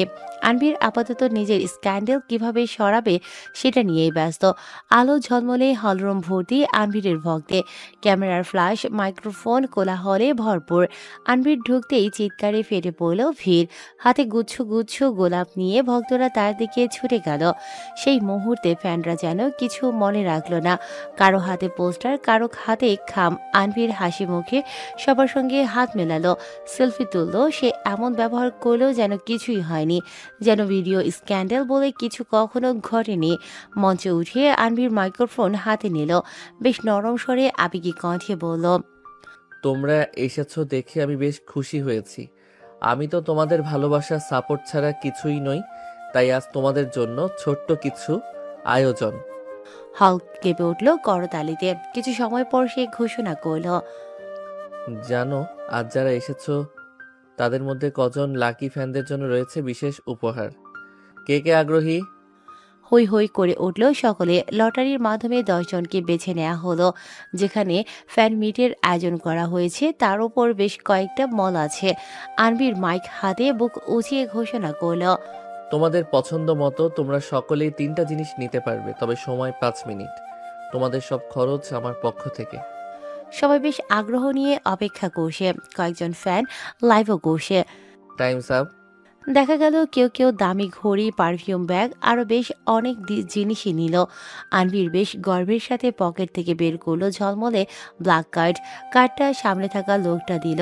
সব ভালোই ভালোই চলছে দেখে আনভির মনে মনে খুশিই ছিল, কিন্তু ডিক্লাইন্ড। সামনে ক্যাশিয়ার অস্বস্তি নিয়ে জানালো, স্যার, আপনার কার্ডটা কাজ করছে না। আনভিরের মুখের হাসি কমে এলো, তবে ঘাবড়ে না গিয়ে বলল, ভালো করে দেখো, তোমার মেশিন নষ্ট হয়তো। সে আবারও দেখল, কিন্তু ফলাফল একই। আনভির হেসে বলল, টেকনিক্যাল ইস্যু হয়তো, আবার চেষ্টা করো। তৃতীয়বারও ব্যর্থ হলো। এবার ফ্যানদের ফিসফিস শোনা গেল, সবটাই সাজানোর নাটক নাকি?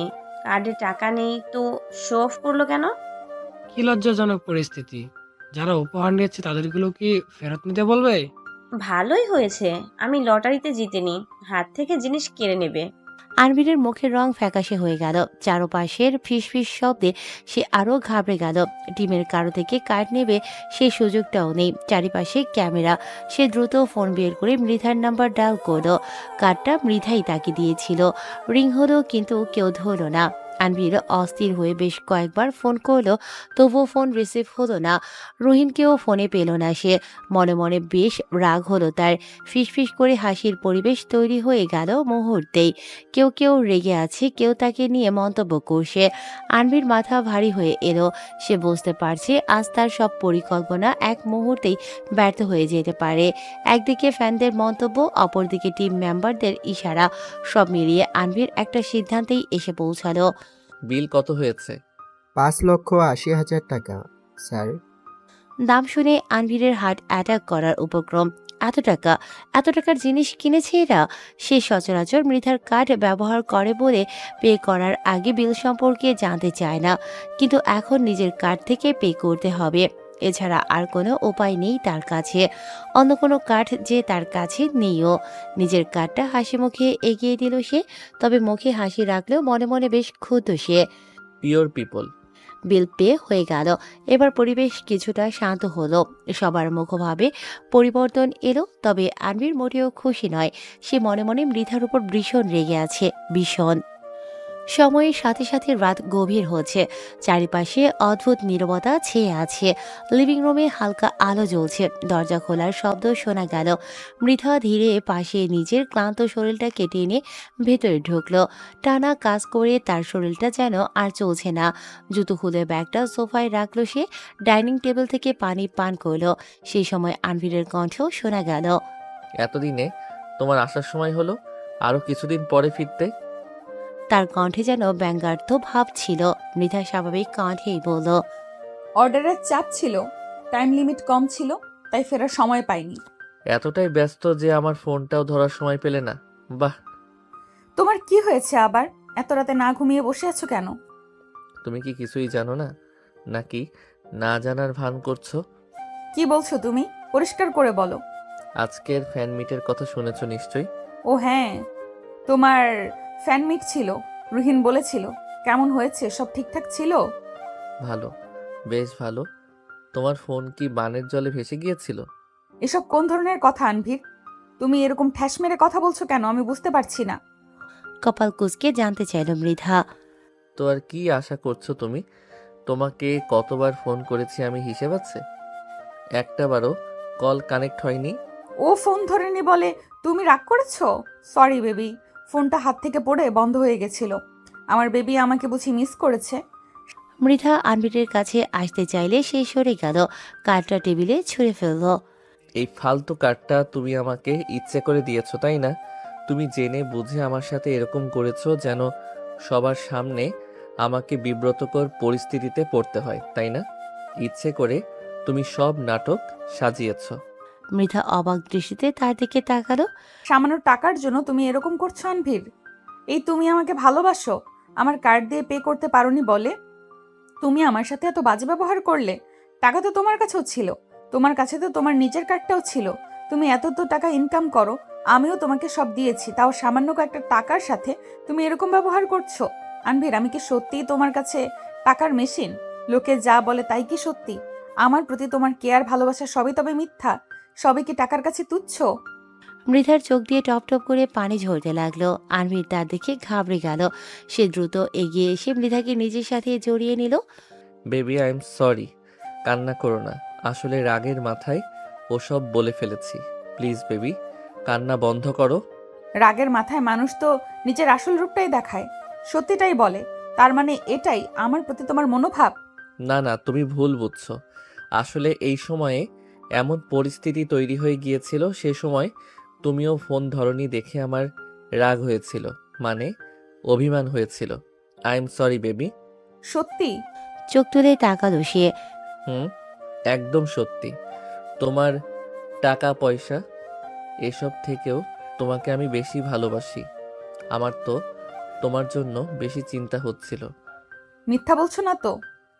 আরে না, কি যে বলো। তবে তুমি হঠাৎ কার্ড বন্ধ করে দিলে কেন? মৃধা ধাক্কা দিয়ে আনভিরকে নিজের কাছ থেকে সরিয়ে দিল। চোখ মুখ কুঁচকে বলল।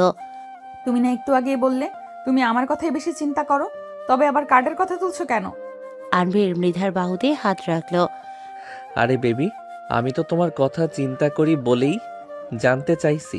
তুমি তো আগে কখনো এরকম করনি, হঠাৎ এরকম হওয়ার কারণ কি? কোনো সমস্যা হয়েছে? কোম্পানির ফান্ড নেই বললেই চলে। কোম্পানির অবস্থা ভালো না, তাই তো এই কয়েকদিন বাড়িতে আসতে পারিনি। টাকা নিয়ে সমস্যা হওয়ার কারণে ব্যাংক কার্ড বন্ধ করে দিয়েছে। বেশ দুঃখী দুঃখী কণ্ঠে জানালো মৃধা। আনভির যেন চমকে উঠল।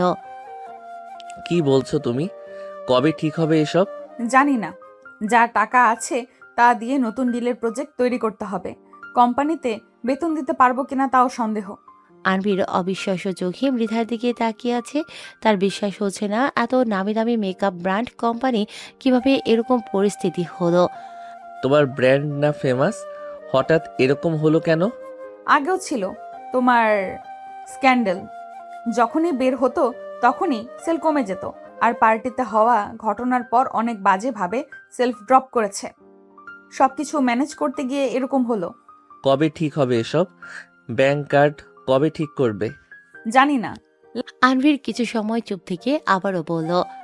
তুমি তোমার বোনের থেকে সাহায্য নাও, তার তো ভালোই বিজনেস হচ্ছে।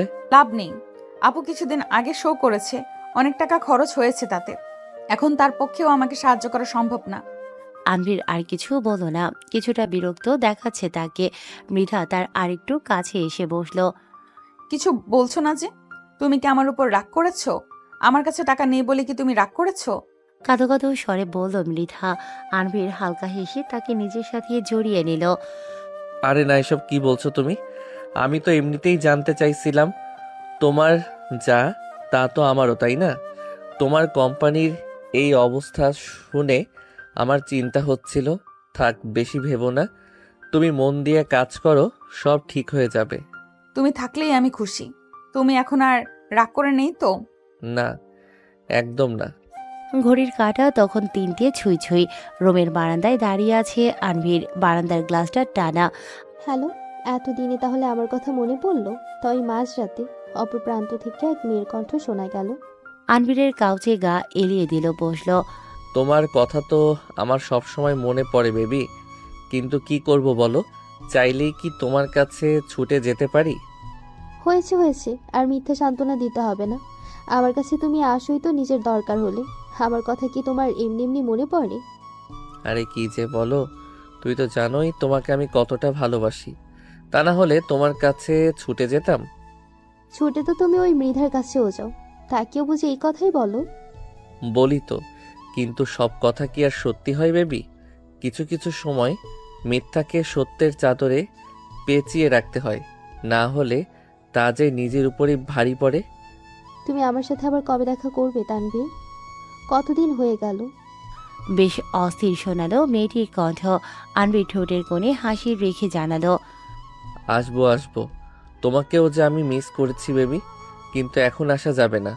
আর কয়েকদিন পরেই মুভি রিলিজ হবে। এখন সবার নজর আমার উপর। এই মুহূর্তে আরও নজরে পড়ে গেলে সমস্যা। বেফাস কিছু বেরিয়ে গেলে তখন সব কিছু বিফলে যাবে। তোমার ফ্যান মিটের কিছু ক্লিপ দেখলাম, ঘটনা কি? আর বলো না, মাথার মেজাজটাই খারাপ করে দিয়েছিল সেদিন। ও বাড়িতে ফেরার পর ইচ্ছে করছিল থাপ্পড় দিয়ে গাল লাল করে দেই। অনেক কষ্টে নিজেকে সামলেছিলাম। বাবা, এত রাগ! তো দিয়েছো নাকি থাপ্পড় তোমার বড়লোক স্ত্রীকে? বাঁকাভাবে বলল মেয়েটি। অনেক কষ্টে নিজেকে সামলেছিলাম।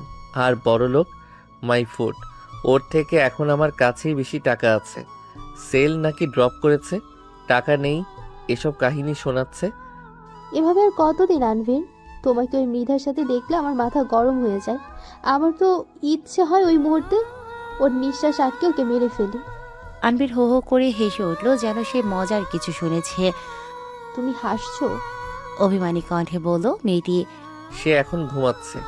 কেমন হয় এখন গিয়ে বালিশটা তার মুখের উপর চেপে ধরলে? ভেবে দেখো, সে শ্বাস নিতে না পেরে ছটফট করছে, হাত পা ছোড়াছুড়ি করছে বাঁচার জন্য। আন্দি, তুমি ভীষণ খারাপ। বলে মেয়েটিও হেসে উঠল। তোমার এই আইডিয়া পছন্দ হয়নি? তুমি নিজে কাজটা করবে? তাহলে কি করা যায়? এটা কেমন হবে, ওকে নিয়ে আমি শপিং করতে যাব, তখন তুমি পেছন থেকে তাকে ধাক্কা দেবে, তারপর ধপাস, ওখানেই চ্যাপ্টার শেষ। তাও যদি না মরে তবে হাত পা ভেঙে বিছানায় পড়ে থাকবে। তখন তাকে ভুলিয়ে ভালিয়ে তার সব সম্পত্তি, কোম্পানি, বাড়িঘর নিজের নামে করে নেব। তারপর ওই অবস্থায় তাকেও গায়েব করে দেব। দুজনেই একসাথে হেসে উঠল। এত রাতে কার সাথে কথা বলছো তুমি? আচমকা কণ্ঠস্বরে কেঁপে উঠল আনভির। ধপ করে হাত থেকে ফোনটা নিচে পড়ে গেল। মৃধা, বারান্দার ম্লান আলোয় আনভিরের মুখটা মুহূর্তেই ফ্যাকাশে হয়ে গেল। হাত থেকে ফোনটা পড়ে গেল মেঝেতে। ফোনের স্ক্রিন বন্ধ হয়ে গেল। নিচে পড়ে নষ্ট হয়ে গেল কি না বোঝা গেল না। চারপাশটা থমথমে হয়ে উঠল। মৃধা। আনভির তোতলাতে লাগলো। মৃধা চোখ মুখ কুঁচকে তার দিকে তাকিয়ে আছে। পরনে হালকা সাদা নাইট ড্রেস, চুলগুলো তখনও এলোমেলো। এত রাতে কার সাথে কথা বলছো তুমি? বেশ শান্ত স্বরে জানতে চাইল সে। আনভির তাড়াতাড়ি মেঝে থেকে ফোনটা তুলে নিল, দ্রুত ফোনটা পকেটে ঢুকিয়ে নিল। তুমি ঘুমাওনি? কেন, আমি ঘুমিয়ে থাকলে তোমার লাভ হতো বুঝি? আর এসব কি বলছো? চলো, ঘুমাতে যাবে। মৃতার হাত ধরতে গেলে সে ঝটকা দিয়ে মেরে হাত ছাড়িয়ে নিল। আগে আমার প্রশ্নের উত্তর দাও, এত রাতে কার সাথে কথা বলছিলে তুমি? আরে কিছু না, কলিগের কল ছিল। মুভির ব্যাপারে একটু টেনশনে আছে সবাই, তাই। মৃদা ঠোঁট বাঁকিয়ে হেসে উঠল, যেন এক তিক্ততায় ভরা হাসি। কলিগ? এই মাঝরাতে? তা কোন কলিগকে বেবি বলে ডেকে কথা বলে? আনবির এক মুহূর্তের জন্য চুপ হয়ে গেল, তারপর হেসে বলে উঠল, আরে তুমি ভুল শুনেছ, আমি তো শুধু কাজের কথা বলছিলাম। তুমি ঘুমের ঘোরে কি না কি শুনেছ। মৃধা এগিয়ে এসে তার চোখে চোখ রাখল। আমি ভুল শুনেছি? ঠিক আছে, তাহলে একবার ফোনটা দেখি। আনবির আগোচরে এক পা পিছিয়ে গেল। ফোন কেন? তুমি কি আমার কথা বিশ্বাস করো না? কি বলেই ফোন দেখতে চাইছি? তাহলে আমার মনে আর কোনো সন্দেহ কিংবা খসখস থাকবে না। দাও। হাত বাড়িয়ে দিল মৃধা। এখন ফোনে চার্জ নেই, কাল দেখিও না হয়। মৃধা ঠোঁটে হাসি রেখে বলল, তাহলে কাল দেখবই। তাকে চলে যেতে দেখে আনবির গোপনে স্বস্তির নিঃশ্বাস নিল, তবে তা বেশি সময় স্থায়ী হলো না। আনভির। তার শীতল কণ্ঠস্বরে অজান্তেই কেঁপে উঠল আনভির। মৃধার দৃষ্টিতে অস্বস্তিতে আনভিরের গলা শুকিয়ে এলো। হুম। অভিনয়টা তুমি ভালোই করতে পারো, চালিয়ে যাও। তোমার প্রতিভার মূল্য আর কেউ সঠিকভাবে না দিলেও আমি তার যথার্থ প্রাপ্যই দেব। কথাটা বলে মৃধা ঘরে ঢুকে গেল। ওয়াশরুমে গিয়ে দরজা আটকে দিল। আনভির দাঁড়িয়ে রইল একইভাবে। ফোনের টুংটাং শব্দে পকেট থেকে তা বের করলো। স্ক্রিনে ভেসে উঠল কিছু মেসেজ। কি হলো, ফোন কেটে দিলে কেন? Don't worry baby, one day she will be out of the way, then only you and me. Good night my love. উপর থেকে মেসেজগুলো দেখে রেখে দিল সে। পরের দিন সকালে মৃধা রান্নাঘরে কাজ করছে। বাইরে পাখির ডাক শোনা যাচ্ছে, তবে ঘরের ভিতরের পরিবেশ অদ্ভুত রকমের শান্ত। আনভির ধীরে ধীরে তার পাশে দাঁড়ালো। কফি বানাচ্ছ? মৃধা উত্তর দিল না, কিছু শোনেনি এমন ভান করল। এই যে তোমার সাথে কথা বলছি। মৃধা এবারেও তাকালো না, চুপচাপ কাপটা টেবিলে রেখে বসে পড়ল। আনভির বুঝল মৃধা এখনো আগের রাতের কথা মাথায় রেখে আছে। তুমি কাল রাতের ঘটনায় এখনো রেগে আছো? গত রাতের ব্যাপারটা তুমি ভুল বুঝেছ।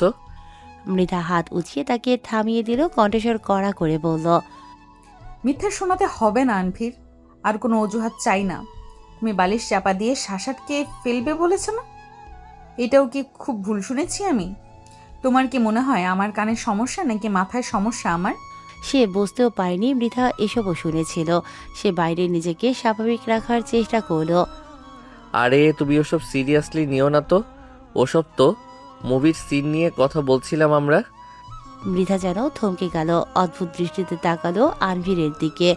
আনভির তাকে নিজের সাথে জড়িয়ে গেল, মিষ্টি মধুর স্বরে বলল। আমার বৌদ্ধ স্ত্রী, তুমি না একটু বেশি ভেবে ফেলেছ। ঘুমের ঘোরে মাঝপথ থেকে কি না কি শুনেছ, আর আমাকে ভুল বুঝে বসে আছো। তোমার সাথে কি আমি এসব কখনো করতে পারি? বেবি ডাকছিলে কাগে, নাকি সেটাও মুভির অংশ? আরে ওর নামই বেবি, কি অদ্ভুত নাম তাই না? তোমাকে ছাড়া আমি আর কাকে এত আদর করে বেবি ডাকবো? তোমার বিশ্বাস না হলে ফোন চেক করতে পারো।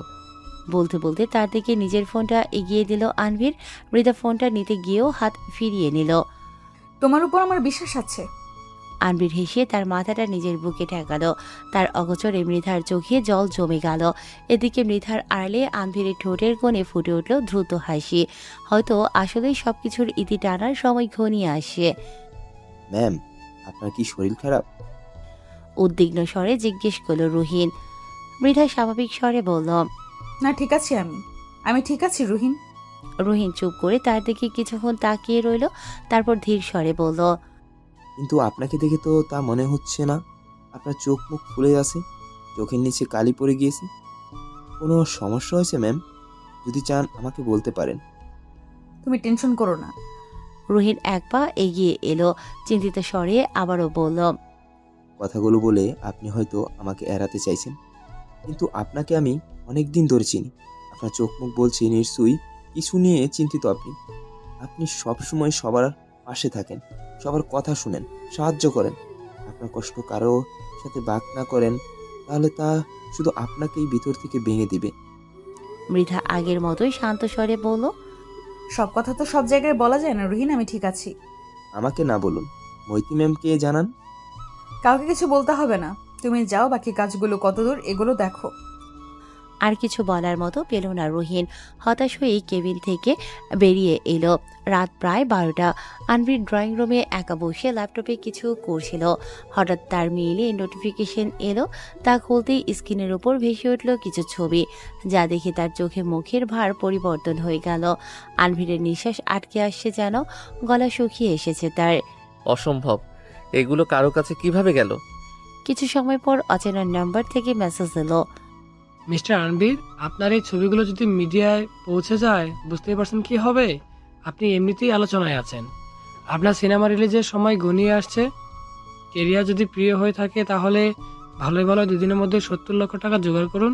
টাকা যদি সময় মতো ব্যবস্থা না হয়, পরিণতি কিন্তু আপনার কল্পনার বাইরে হবে।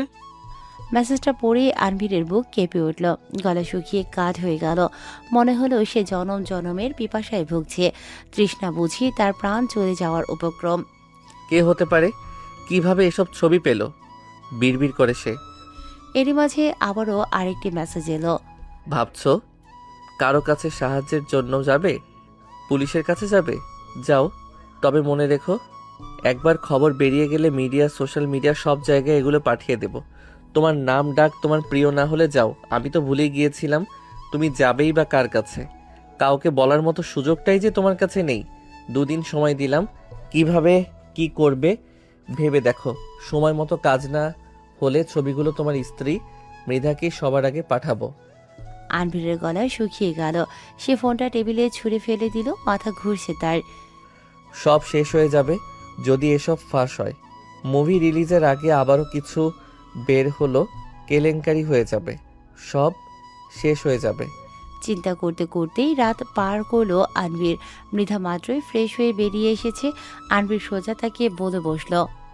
আমার কিছু টাকা দরকার, জরুরি। মৃধা ভ্রু কুঁচকে তাকালো। কেন? কিসের জন্য? এত সকালে তোমার টাকার প্রয়োজন কেন? তুমি এত প্রশ্ন করছো কেন?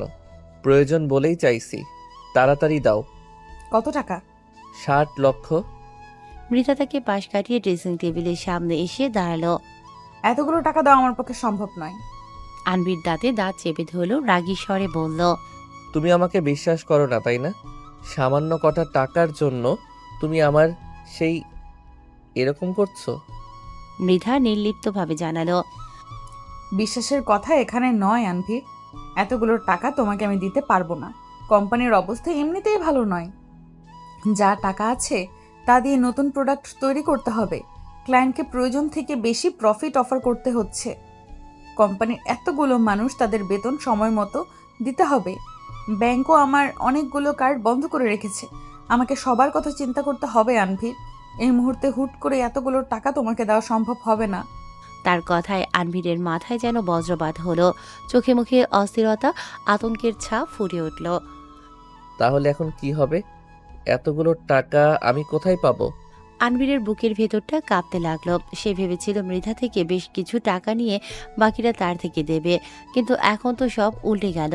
এই 2 বছরে যা জমিয়েছে, কয়েকটা অ্যাড এবং 2-3টা মুভি করে যা অর্জন করেছে, খরচ করে সব মিলিয়ে মোটে তার কাছে 1 থেকে 1.5 কোটি টাকা আছে। তার থেকে যদি এতগুলো টাকা ব্ল্যাকমেলার দিয়ে দিতে হয়, তবে তার তো সব শেষ হয়ে যাবে। আনভির যেন সবকিছু অন্ধকার দেখছিল। মনে হচ্ছিল তাকে চারপাশ থেকে কিছু চেপে ধরেছে। নিঃশ্বাস নিতেও যেন তার কষ্ট হচ্ছিল। অল্প আলোতে নিজেকে আড়াল করে রেখেছে আনভির। দৃষ্টি তার কিছুটা দূরে থাকা টেবিলে আবদ্ধ। সে এখন একটা 5 তারকা হোটেলের 3য় ফ্লোরে অবস্থান করছে।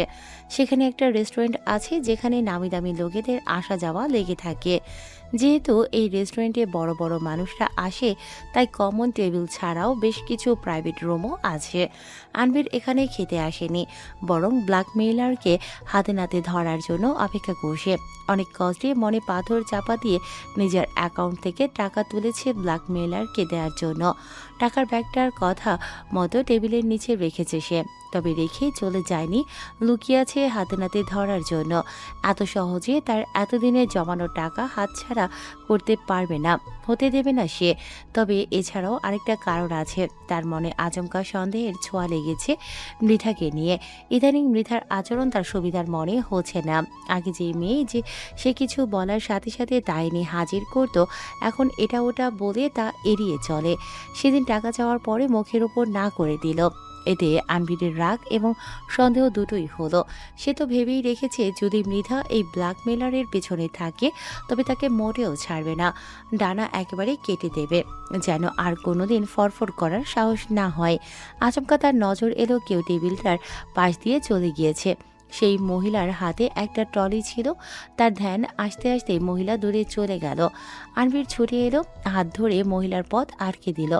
ব্যস্ত এবং রাগী স্বরে প্রশ্ন করল, কে পাঠিয়েছে তোমাকে? কি সব বলছেন? হাত ছাড়ুন আমার। আনভির হাত ছেড়ে ট্রলিটা উল্টে পাল্টে দেখে উপরে নিচে কোনো জায়গা বাদ রাখেনি সে। আরে আরে কি করছেন? জিনিসগুলো এলোমেলো করছেন কেন? ব্যাগটা কোথায়? কোথায় লুকিয়ে রেখেছো ব্যাগটা? কিসের ব্যাগের কথা বলছেন? আমি কোনো ব্যাগ দেখিনি।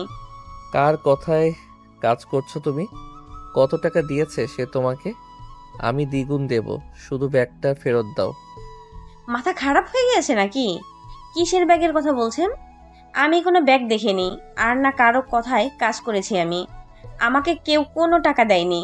আমি তো এই হোটেলেই কাজ করি। বুক ধপ করে উঠল আনভীরের। কয়েক পা পিছিয়ে গেল সে। মহিলাটি তাকে বকতে বকতে ট্রলি ঠেলে চলে গেল। আনভীর যেন এবার চোখে অন্ধকার দেখছে। শেষ, সব শেষ। বিড়বিড় করলো সে। এক প্রকার টলতে টলতেই বাড়িতে এলো আনভীর। ধপ করে সোফায় বসে পড়ল। মাথা আপাতত তার ফাঁকা। কি করবে, কি হতে যাচ্ছে বা হচ্ছে, কিছুই তার মাথায় ঢুকছে না। ফোনের শব্দে কেঁপে উঠল আনভীর। কাঁপা কাঁপা হাতে পকেট থেকে তা বের করে চেক করলো। টাকা ঠিকই আছে, তুমি বেশি চালাকি করে ভালো করনি, এর মূল্য তোমাকে দিতে হবে। এখন কিছুদিন রেস্ট করো, এরপর ছোটা শুরু হলে নিঃশ্বাস নেওয়ার সুযোগটাও হয়তো পাবে না। Bye bye superstar Anvir. Mail পড়ে আনভীরের নিঃশ্বাস ভারী হয়ে এলো। মনে হলো অদৃশ্য কেউ তার কানের কাছে উচ্চস্বরে হাসে। অজান্তে কেঁপে উঠল সে। আরে বাহ, হিরো সাহেবের এতদিনে আমার কথা মনে পড়লো। আমাকে মিস করছিলে? আমার কথা ভেবে ভেবে ঘুম হারাম হয়ে গেছিল নাকি? আনভীর বিরক্ত নিয়ে বলল, চুপ করো, বাজে কথা বলবে না। এমনিতেই সমস্যায় আছে, আর তুমি মজা করছো। তোমার আবার কি সমস্যা? তোমার কাছে তো টাকার মেশিন আছে, হাতের মুঠোয় পাওয়ার আছে, আঙ্গুল নাড়ালেই সব মিথ্যা গায়েব হয়ে যাবে। আমাদের ছবি তুলেছে কেউ, এছাড়া অন্য মেয়েদের সাথে আমাদের ছবিও আছে। এগুলো লিক করবে বলে ব্ল্যাকমেইল করছে। মেয়েটা হেসে উঠল। আর নতুন কি? এমনিতেও তোমার কিছু ছবি ভাইরাল হয়ে গিয়েছে, আবারও যদি হয় তবে আগের মতোই ম্যানেজ করে নেবে। সমস্যা যদি এতই সহজ হতো তাহলে এত চিন্তার কিছু ছিল না, কিন্তু এটা এতটাও সহজ নয়। ব্ল্যাকমেইলার আমার সম্পর্কে আরো অনেক কিছু জানে, আর সে মৃধাকে জানিয়ে দেবে বলে হুমকি দিচ্ছে। এতগুলো টাকা দিলাম, কিন্তু তার হাব ভাবে আমার মনে হচ্ছে না এত সহজে সবকিছু মিটমাট হবে। তাহলে কি করবে এখন? সবকিছু শেষ হয়ে যাচ্ছে। বুঝতে পারছি না। তাকে ধরার জন্য লুকিয়েছিলাম, কিন্তু তাও কিভাবে জানি আমার চোখের সামনেই ব্যাগটা নিয়ে চলে গেল। আমি কাউকেই দেখতে পাইনি, কিন্তু ব্ল্যাকমেইলার আমার কাজকর্ম যেন সব নজরে রাখছে। তুমি হিরো সাজতে গিয়েছিলে তাই না? ব্ল্যাকমেলার ধরতে চেয়েছিলে? ওরে বাবা, সিনেমায় যেমন ভিলেনকে ধরা যায়, বাস্তবে কি এত সহজ? সিনেমা হোক আর রিয়েল লাইফ, খুঁজে তো আমি বের করবই। আমার পথের কাঁটা যেই হবে তাকে উপড়ে ফেলতে। তোমার কাউকে সন্দেহ হচ্ছে? সময় নেব না। আমার কেন যেন মৃধার আচরণে সন্দেহ হচ্ছে। মৃধা, তুমি না বলেছিলে সে তোমার উপর বিশ্বাস করে, তোমাকে কখনোই অবিশ্বাস করবে না? এখন কি হলো? যেন খানিক ব্যঙ্গ করে বলল মেয়েটি। জানি না, তবে কোথাও না কোথাও আমার খটকা লাগছে। তাহলে এখন কি করবে? যদি তোমার সন্দেহ সত্যি হয় তাহলে সব শেষ, বিপদ আমাদের মাথার উপর ঘুরছে। কিন্তু আমি নিশ্চিত নই। সন্দেহ থেকে তাড়াহুড়ো করে কোনো পদক্ষেপ নিলে পরে যদি হিতে বিপরীত হয় তখন? তোমার সন্দেহ নিশ্চিত হতে একটা উপায় আমার কাছে আছে। কি? মৃধার ব্যাংক অ্যাকাউন্ট চেক করে দেখো। যদি সত্যি সে এসবের পেছনে থাকে তবে এতে সব পরিষ্কার হয়ে যাবে। আনভীরের পছন্দ হলো আইডিয়াটা। খারাপ বলনি। যদি আসলে তোমার সুন্দরী বউ টের পেয়ে যায় তখন কি করবে? কি আর করব, কাউকে জানানোর আগে তাকেই দুনিয়া থেকে নাই করে দেব। শোনো, বর্তমানে তোমার বউ তোমার দুর্বলতা, তার নামেই সব টাকা, সব প্রপার্টি। ওকে সরাতে না পারলে তুমি এক কদমে এগোতে পারবে না। তবে তাকে হুট করে সরিয়ে দিলেও কিছুই তোমার হাতে আসবে না, উল্টো সন্দেহের কেন্দ্রবিন্দুতে চলে আসবে তুমি। আনভীর কিছু বলল না, তবে তার চোখে রাগের ছোঁয়া দেখা গেল। তাহলে কি করব এখন? সে কিছু করবে তার আগে আমাদের প্রস্তুতি নিয়ে রাখতে হবে। যদি সত্যি সে এসবের পেছনে থাকে তবে তোমাকে সাবধানে থাকতে হবে। সে নিশ্চয়ই তোমার উপর নজর রাখছে। যদি সত্যি সে এসব করে তবে তোমার প্রথম কাজ হবে ওকে ভেতর থেকে ভেঙে দেওয়া, মানসিকভাবে অসুস্থ প্রমাণ করো। তখন কে আর তাকে বিশ্বাস করবে? তুমি সহজেই সব কাগজপত্র দখলে নিতে পারবে। পাগল প্রমাণ করা, এটা খারাপ আইডিয়া না। তুমি তো নামই অভিনেতা, অভিনয় তোমার রক্তে মিশে আছে। ওকে প্রতিদিন একটু একটু করে ভেঙে দাও, এমন পরিস্থিতি তৈরি করো যাতে মনে হয় ও হ্যালুসিনেট করছে। দরকার পড়লে এমন ওষুধ দাও যেগুলো খেলে সে অদ্ভুত জিনিস দেখতে শুরু করবে, কিন্তু পরবর্তীতে রিপোর্ট তার উপস্থিতি পাওয়া যাবে না। তারপর এমন কিছু করতে হবে যেন সব কিছু আমাদের ফেভারে চলে আসে। একটা অ্যাক্সিডেন্ট, যেন কেউ সন্দেহ না করে। সবার কাছে যা হবে শুধুই একটা অ্যাক্সিডেন্ট। আমিরের চোখ যেন জলজল করে উঠল। কুৎসিতভাবে হেসে উঠল সে। তার হাবভাবে মনে হচ্ছে সে হয়তো আরো বড় কোনো ঘৃণ্য পরিকল্পনা করছে। পরবর্তী এক সপ্তাহ আনবির অনেক কলা কৌশল করে মৃধার ব্যাংক স্টেটমেন্ট বের করল। তার প্রতিটা কর্মকাণ্ডে নজর রাখল শকুনের মতন, কিন্তু সর্বশেষ যা তার হাতে এলো তাতে সে অবাক না হয়ে পারল না। একটি সপ্তাহ ধরে শকুনের মতো মৃধার প্রতিটি কাজকর্ম নজরে রেখেছিল আনবির।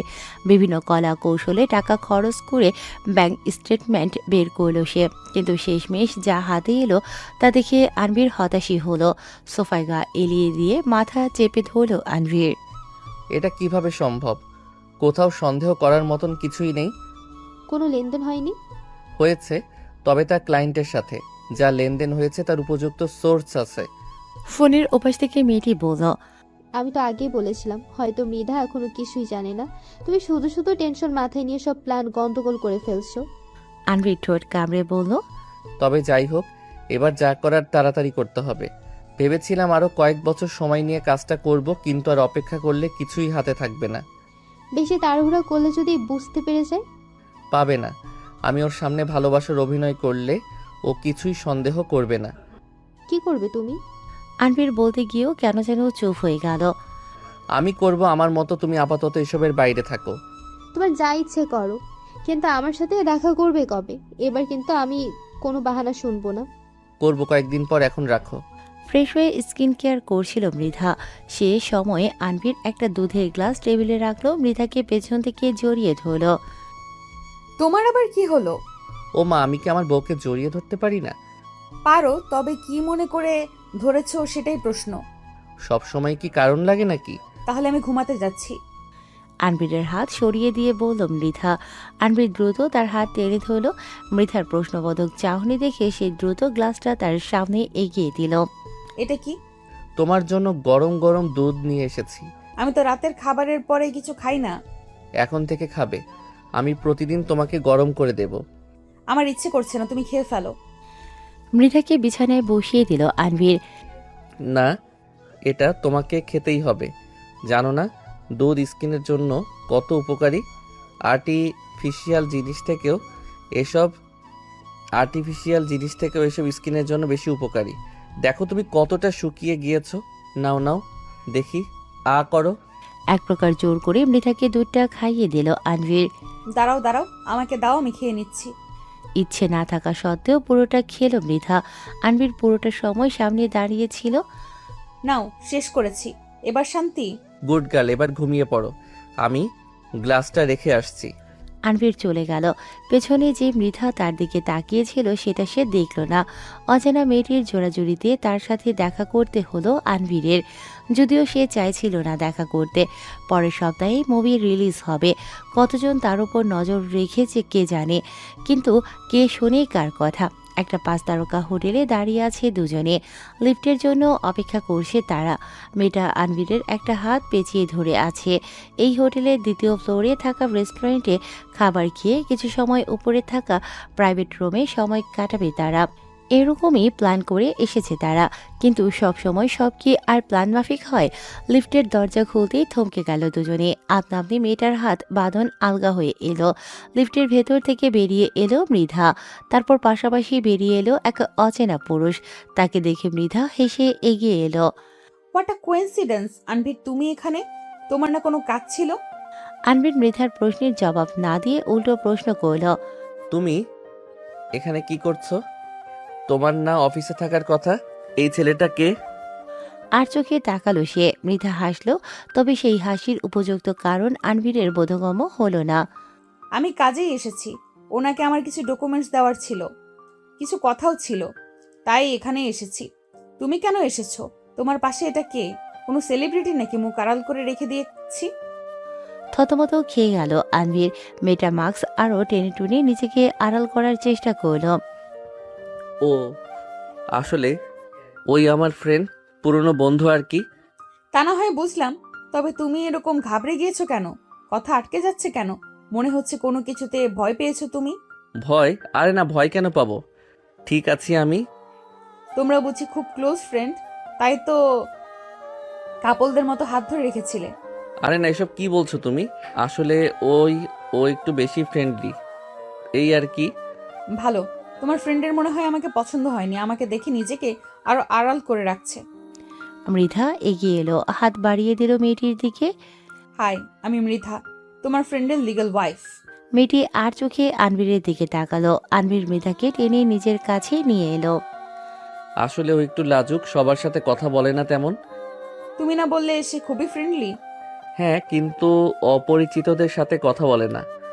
থতমত খেয়ে বলল সে। ও তাহলে চলো পরিচিত হয়ে নেই, আমার তরফ থেকে না হয় তাকে ট্রিট দিলাম। আনবীর এবং মেয়েটি উভয়ে ভরকে গেল। আনবীর মেয়েটিকে চোখের ইশারায় কিছু বোঝালো। না না, তার দরকার নেই। আমার হঠাৎ কিছু কাজের কথা মনে পড়েছে। তোমরা কাপল নিজেদের টাইম এনজয় করো, আমি আসছি, বাই। বলে দ্রুত সেখান থেকে মেয়েটি চলে গেল। মৃধার সাথে থাকা ছেলেটিও ততক্ষণে চলে গিয়েছে। আনবীরের থেকে নিজেকে ছাড়িয়ে দূরে গিয়ে দাঁড়ালো মৃধা। তার চাহনি দেখে কথা ঘোরানোর চেষ্টা করলো সে। তুমি খাবে? তুমি চলো কিছু খেয়ে আসি। দরকার নেই, আমার কাজ আছে। আনবীরকে পাত্তা না দিয়ে গাড়ি নিয়ে চলে গেল সে। তার ব্যবহারে আনবীর প্রচুর রাগ হলো। নিজে নিজেই বিড়বিড় করলো। সময় সুযোগের অপেক্ষা, তোর দেমাগ আমি ঘুচিয়ে দেব।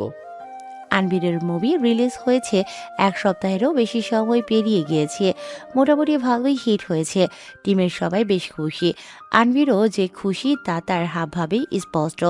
এই সপ্তাহের শেষ দিকে তারা সবাই মিলে একটা পার্টি রেখেছে। সেলিব্রেশন করবে সকলে। আনবীর খরচের বেশিরভাগটাই নাকি বহন করবে। অপরদিকে মৃধার শরীরটা কিছুদিন ধরে ভালো যাচ্ছে না। প্রায় সময় নাকি মাথা ধরে থাকে তার। চোখের দৃষ্টিও নাকি ঝাপসা হয়ে যাচ্ছে মাঝে মাঝে। আনবীর উপরে উপরে তার জন্য চিন্তিত দেখালেও মনে মনে সে ভীষণ খুশি। তার মানে তার প্ল্যান ঠিকমতো কাজ করছে। সোফায় বসেছিল মৃধা, ল্যাপটপে কিছু করছিল। আনবীর তার সামনের সোফায় পায়ের ওপর পা তুলে ফোন টিপছে, মাঝে মাঝে মিটিমিটি হাসছেও। তবে তা মৃধার অগোচরে। আচমকা বেল বেজে উঠল। হেল্পিং হ্যান্ড গিয়ে দরজাটা খুলে দিল। Hi ma'am. আরে রুহিন যে, তুমি আসবে আগে বলনি তো। বসো বসো আন্টি, ওর জন্যই নাস্তার ব্যবস্থা করো। Hi sir. সিঙ্গেল সোফায় বসে আনবীরের উদ্দেশ্যে সে বলল। আনবীর শুধু মাথা নাড়াল, উঠে যেতে গিয়েও বসে রইল। আর চোখে রোহিণীর দিকে তাকিয়ে রইল সে। এই ছেলেকে তার একদমই পছন্দ না। প্রায় সময় মৃধাকে এটা ওটা বুঝিয়ে তার কাজে বাধা দেওয়ার চেষ্টা করে। তার কপাল ভালো, তাই তো মৃধা এই ছেলের কথা কানে নেয়নি। না হলে এত কিছু এত সহজে সে পেত নাকি। ফোনের দিকে তাকিয়ে আড়ি পেতে দুজনের কথাই শুনতে লাগলো আনবীর। তা রুহিন, হঠাৎ আমার বাড়িতে কি মনে করে? ম্যাম, আপনাকে এই সপ্তাহে সিঙ্গাপুর যেতে হবে। হঠাৎ সিঙ্গাপুর কেন? আনবীর আরও কান খাড়া করে শুনল। কিছুদিন পরেই একটা মিটিং পড়েছে একটা ইন্টারন্যাশনাল ব্যান্ডের সাথে। অনলাইনে ফিক্স করনি কেন? তুমি জানো না এই সপ্তাহের শেষের দিকে আনভিরের মুভি রিলিজের জন্য পার্টি রাখা হয়েছে? কণ্ঠে রাগি রাগি ভাব রেখেই বলল মৃধা। রোহিণ আমতা করতে লাগলো। জানি ম্যাম, কিন্তু ওনারা অনলাইনে মানছেন না, সরাসরি মিটিং করতেই হবে, না হলে প্রজেক্ট ক্যান্সেল করে দিতে পারে। মৃধার যেন মন খারাপ হলো। সে কিছু সময় চুপ করে ভাবলো। দুঃখী দুঃখী স্বরে আনবীরকে ডাকলো। আনবীর এতক্ষণ এটারই অপেক্ষায় ছিল। তুমি তো জানো আমি কতটা এক্সাইটেড ছিলাম তোমার জন্য, কিন্তু এমন একটা পরিস্থিতি তৈরি হয়ে গিয়েছে, এখন আমি না গেলে অনেক বড় লস হয়ে যাবে। এমনিতেই অসুস্থতার জন্য অফিসে যেতে পারছি না, এখন যদি আরো একটা প্রজেক্ট হাতছাড়া হয়ে যায় তো? আরে বেবি, তোমার কাজটা আগে। এরকম পার্টি কত আসবে, তুমি নিশ্চিন্তে যাও। কবে যাবে বলো, আমি তোমার প্যাকিংয়ে হেল্প করব। মৃধার হাত ধরে বেশ উৎফুল্ল স্বরে বলল সে। মৃধাও বিপরীতে মৃদু হাসল। আমি জানতাম তুমি বুঝবে। রোহিণ কিছু সময় আগেই চলে গিয়েছে। মৃধা নাকি পার্টির একদিন আগে সিঙ্গাপুর চলে যাবে। ফিরতে নাকি 3-4 দিন লাগবে। আনভীর তো বেশ খুশি।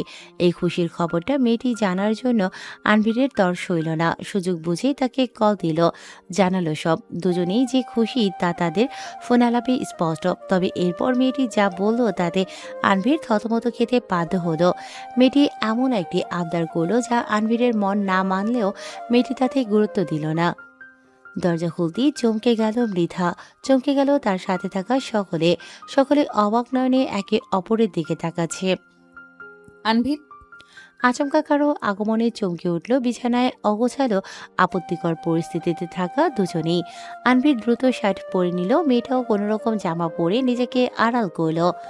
মৃধা তুমি, তোমার না আরো পরে আসার কথা? তোমার সাথে এরা কারা? আরে ছবি তুলছো কেন? মৃদা ড্রেসিং টেবিল ধরে দাঁড়িয়ে আছে, বেশ শখ খেয়েছে তা তার প্রতিক্রিয়াতেই স্পষ্ট। দরজার সামনে এত ভিড় দেখে তাদের ঠেলে ভেতরে এলো মৈথি। কিছু বলবে তার পূর্বে রোমের পরিস্থিতি দেখে তার বুঝতে বাকি রইল না কিছু। রেগে গেল সে, আনভিরের কলার ধরে তাকে টেনে আনলো। ইউ বাস্টার্ড, তোর এত বড় সাহস! মৃধার কারণে তোকে এতদিন সহ্য করেছিলাম, আর তুই কি না? আনভির মৈথির থেকে এক ঝটকায় নিজেকে ছাড়িয়ে নিল। তার ধাক্কা সামলাতে না পেরে পড়ে যেতে নিল সে। পেছনে থাকা একজন তাকে ধরল। আনভির এগিয়ে এসে মৃধার বাহু চেপে ধরল। বেবি তুমি আমার কথা একটু শোনো। তুমি যা দেখছো এরকম কিছুই না। সত্যি, আমাকে এক্সপ্লেন করার সুযোগ দাও। আনভিরকে ঝটকা মেরে দূরে সরিয়ে দিল মৃধা। ঠাস করে চর মেরে বসল। সে তার হজম করবে তার পূর্বেই আবারও আরেকটা চর মেরে বসল। হতভম্ব হয়ে গেল উপস্থিত সকলে। মৃধা চিৎকার করে বলে উঠল, কি শুনবো আমি? কি এক্সপ্লেনেশন দেবে তুমি? এসব দেখার জন্যই তো আমি এত তাড়াতাড়ি ফিরে এসেছিলাম। ভেবেছিলাম তোমার খুশির মুহূর্তে আমি থাকবো না বলে তুমি কষ্ট পেয়েছিলে। তার জন্য কত সারপ্রাইজ প্ল্যান করেছিলাম আমি। রিপোর্ট ডেকেছিলাম যেন তোমার ফ্যান ফলোয়ার এসব দেখে তোমাকে আরও সমর্থন করে। আর তুমি আমার পিঠ পিছে কি করলে? আমাদের বেডরুমে তুমি অন্য মেয়ের সাথে ছি। উপস্থিত সকলে নানা কিছু ফিস করছে। আনভির আপাতত এসবে পাত্তা দিচ্ছে না। তার এই মুহূর্তে সবচেয়ে বেশি প্রয়োজন মৃধাকে সামলানো। ধপ করে মাটিতে বসে পড়ল সে, মৃধার পা জড়িয়ে ধরল। আমি ভুল করেছি বেবি, আমাকে ক্ষমা করে দাও। আমি জানি না আমার কি হয়েছিল, আমি বুঝতে পারিনি মৃধা। আমাকে একটা সুযোগ দাও, প্রমিস। আমি আর কখনো এরকম করব না। সারা জীবন তোমার সাথেই থাকবো। একটা সুযোগ প্লিজ, একটা। আনভির কথা শেষ করার আগেই মৃধা তাকে লাথি মেরে দূরে সরিয়ে দিল। মাটিতে লুটিয়ে পড়ল সে। প্রক্রিয়া করা, চিটিং করা ভুল নয় আনভির। এটা তোমার চয়েস, তোমার সজ্ঞানে নেওয়া সিদ্ধান্ত, তোমার নিজের ইচ্ছা। কেউ তোমাকে জোর করে এই পথে যেতে বলেনি। মৈথির নজরে এলো বিছানার পাশে কাচুমাচু হয়ে দাঁড়িয়ে থাকা মেয়েটার দিকে। সে টেনে সামনে নিয়ে এলো মেয়েটাকে, তার চুলের মুঠি ধরে টান দিল। কি করছো? ছাড়ো আমার চুল, বেয়াদব মেয়ে, ছাড়ো আমাকে। রেগে গেল মৈথি, আরো শক্ত করে ধরল। রাগে গজগজ করতে করতে বলল, আমি বেয়াদব হলেও অন্তত তোর মতো মিস্ট্রেস হইনি। তোর সাহস কত আমার বোনের বিছানায় এসব নোংরা কাজ করছিস? তোর এমন অবস্থা করব যেন কাউকে মুখ দেখানোর অবস্থায় না থাকে। মৈথি থেকে জোর জবরদস্তি করে নিজেকে ছাড়িয়ে নিল মেয়েটি। চিৎকার করে বলে উঠল, মিস্টেক, মিস্টেক তো তোর বোন আমাদের মাঝে এসে আমাদের এতদিনের সম্পর্কটাকে ভেঙে দিয়েছে। ওই আসলে কাল নাগিনী। হতভম্ব হয়ে গেল মৃধা। কিছু বলার মতোই যেন তার কাছে শব্দ রইল না। বোনের সম্পর্কে খারাপ কথা শুনে মৈথি রেগে মেয়েটাকে ধাক্কা দিল। নিচে পড়ে গেল মেয়েটি। তার মানে তোমার আগে থেকে এইসব করে আসছিলে?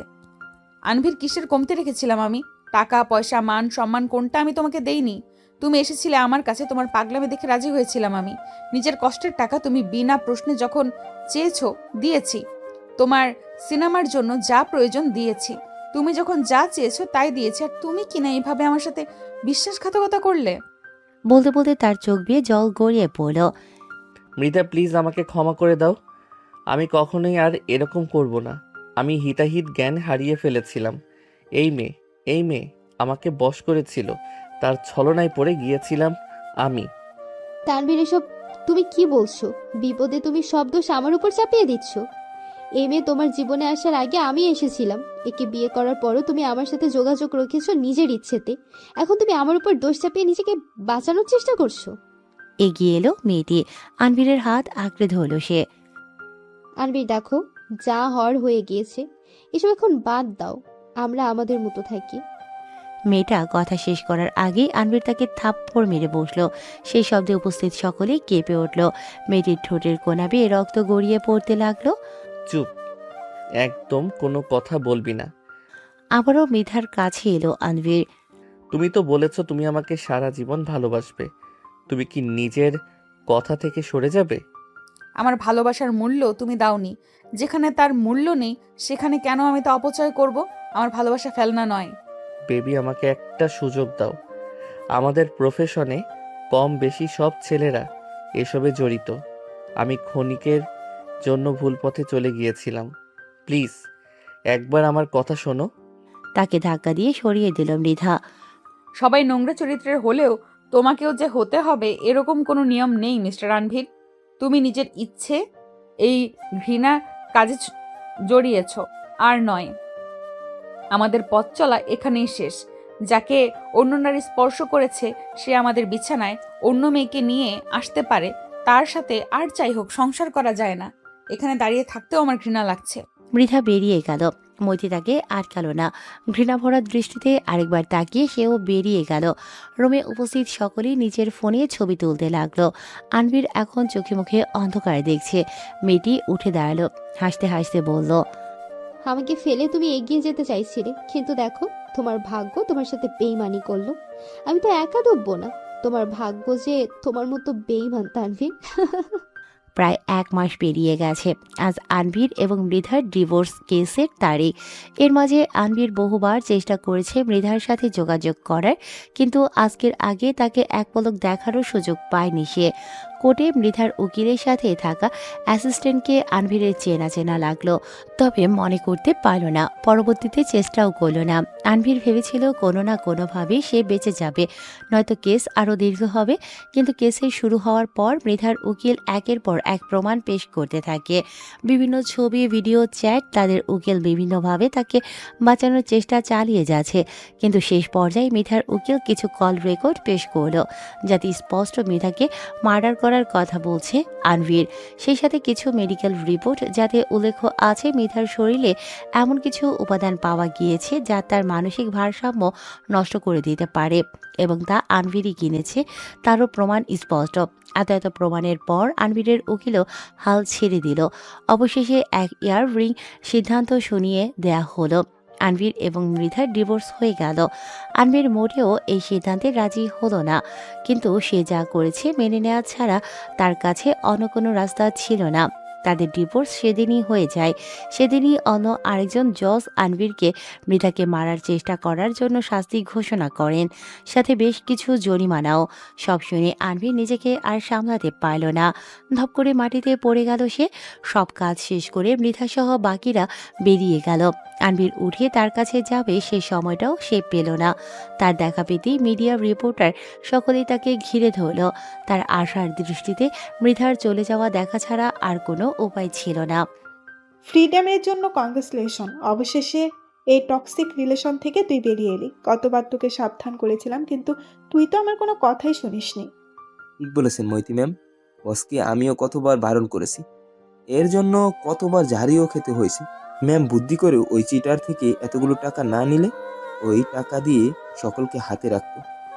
মৃধা অবাক হয়ে রুহিন এবং মৈথির দিকে তাকালো। রুহিন জিভ কাটল। টাকা? কিসের টাকা? আমার অগোচরে তোমরা কিছু করেছো নাকি? মৈথি উঠে গেল। ভেতর থেকে বড় একটা ব্যাগ এনে টেবিলে রাখলো। ইশারা মৃধাকে তা খুলতে বলল। ব্যাগ খুলতেই দেখলো তার ভেতরে অনেকগুলো টাকার বান্ডিল। এতগুলো টাকা কার? কোথা থেকে এলো?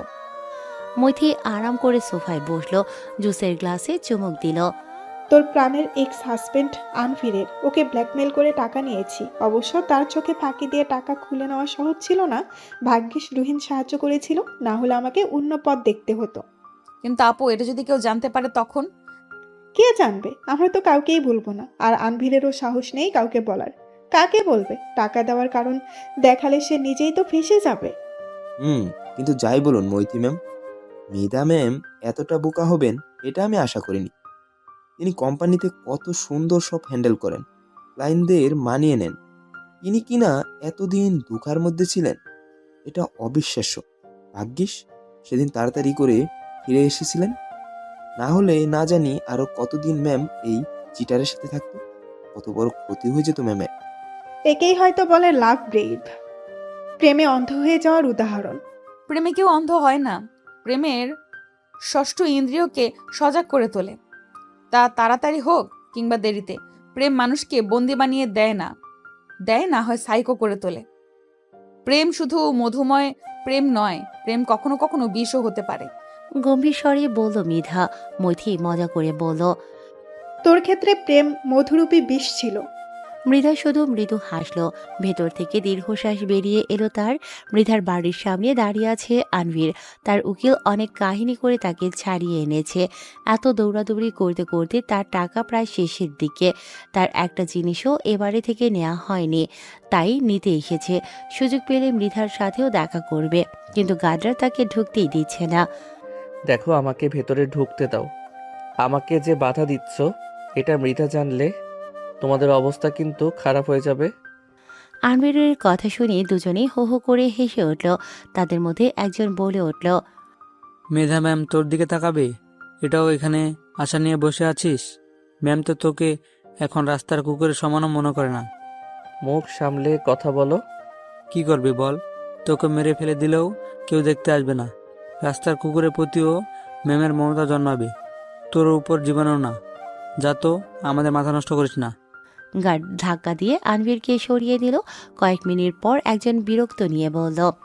এই যা, নিজের জিনিস নিয়ে তাড়াতাড়ি বিদায় হবি। আনভীর এক প্রকার দৌড়ে ভিতরে গেল।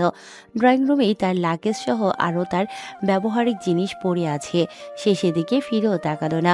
বাড়িটা ডুপ্লেক্স ধরনের, উপরে নিচে অনেকগুলো রুম আছে। বাড়িতে তারা দুজনেই থাকতো। একটা রুমেই তাদের হয়ে যেত, তাও একটা গেস্ট রুম। আর তাদের রুমের পাশে একটা স্টাডি রুম করা হয়েছে। আনভীর প্রথমে তাদের বেডরুমে গেল, তা বাইরে থেকেই তালা দেওয়া। সে উপরে নিচে দৌড়ে মৃধাকে খোঁজার চেষ্টা করলো। কয়েকবার ডাকলো, কিন্তু কোনো সাড়া পেল না। আচমকা একটা রুমের দরজা খোলা পেল সে। ভাবল মৃধা হয়তো এখানেই আছে। খুশি মনে ভেতরে প্রবেশ করলো সে। মৃধা, আমি আর কিছু বলতে পারল না সে।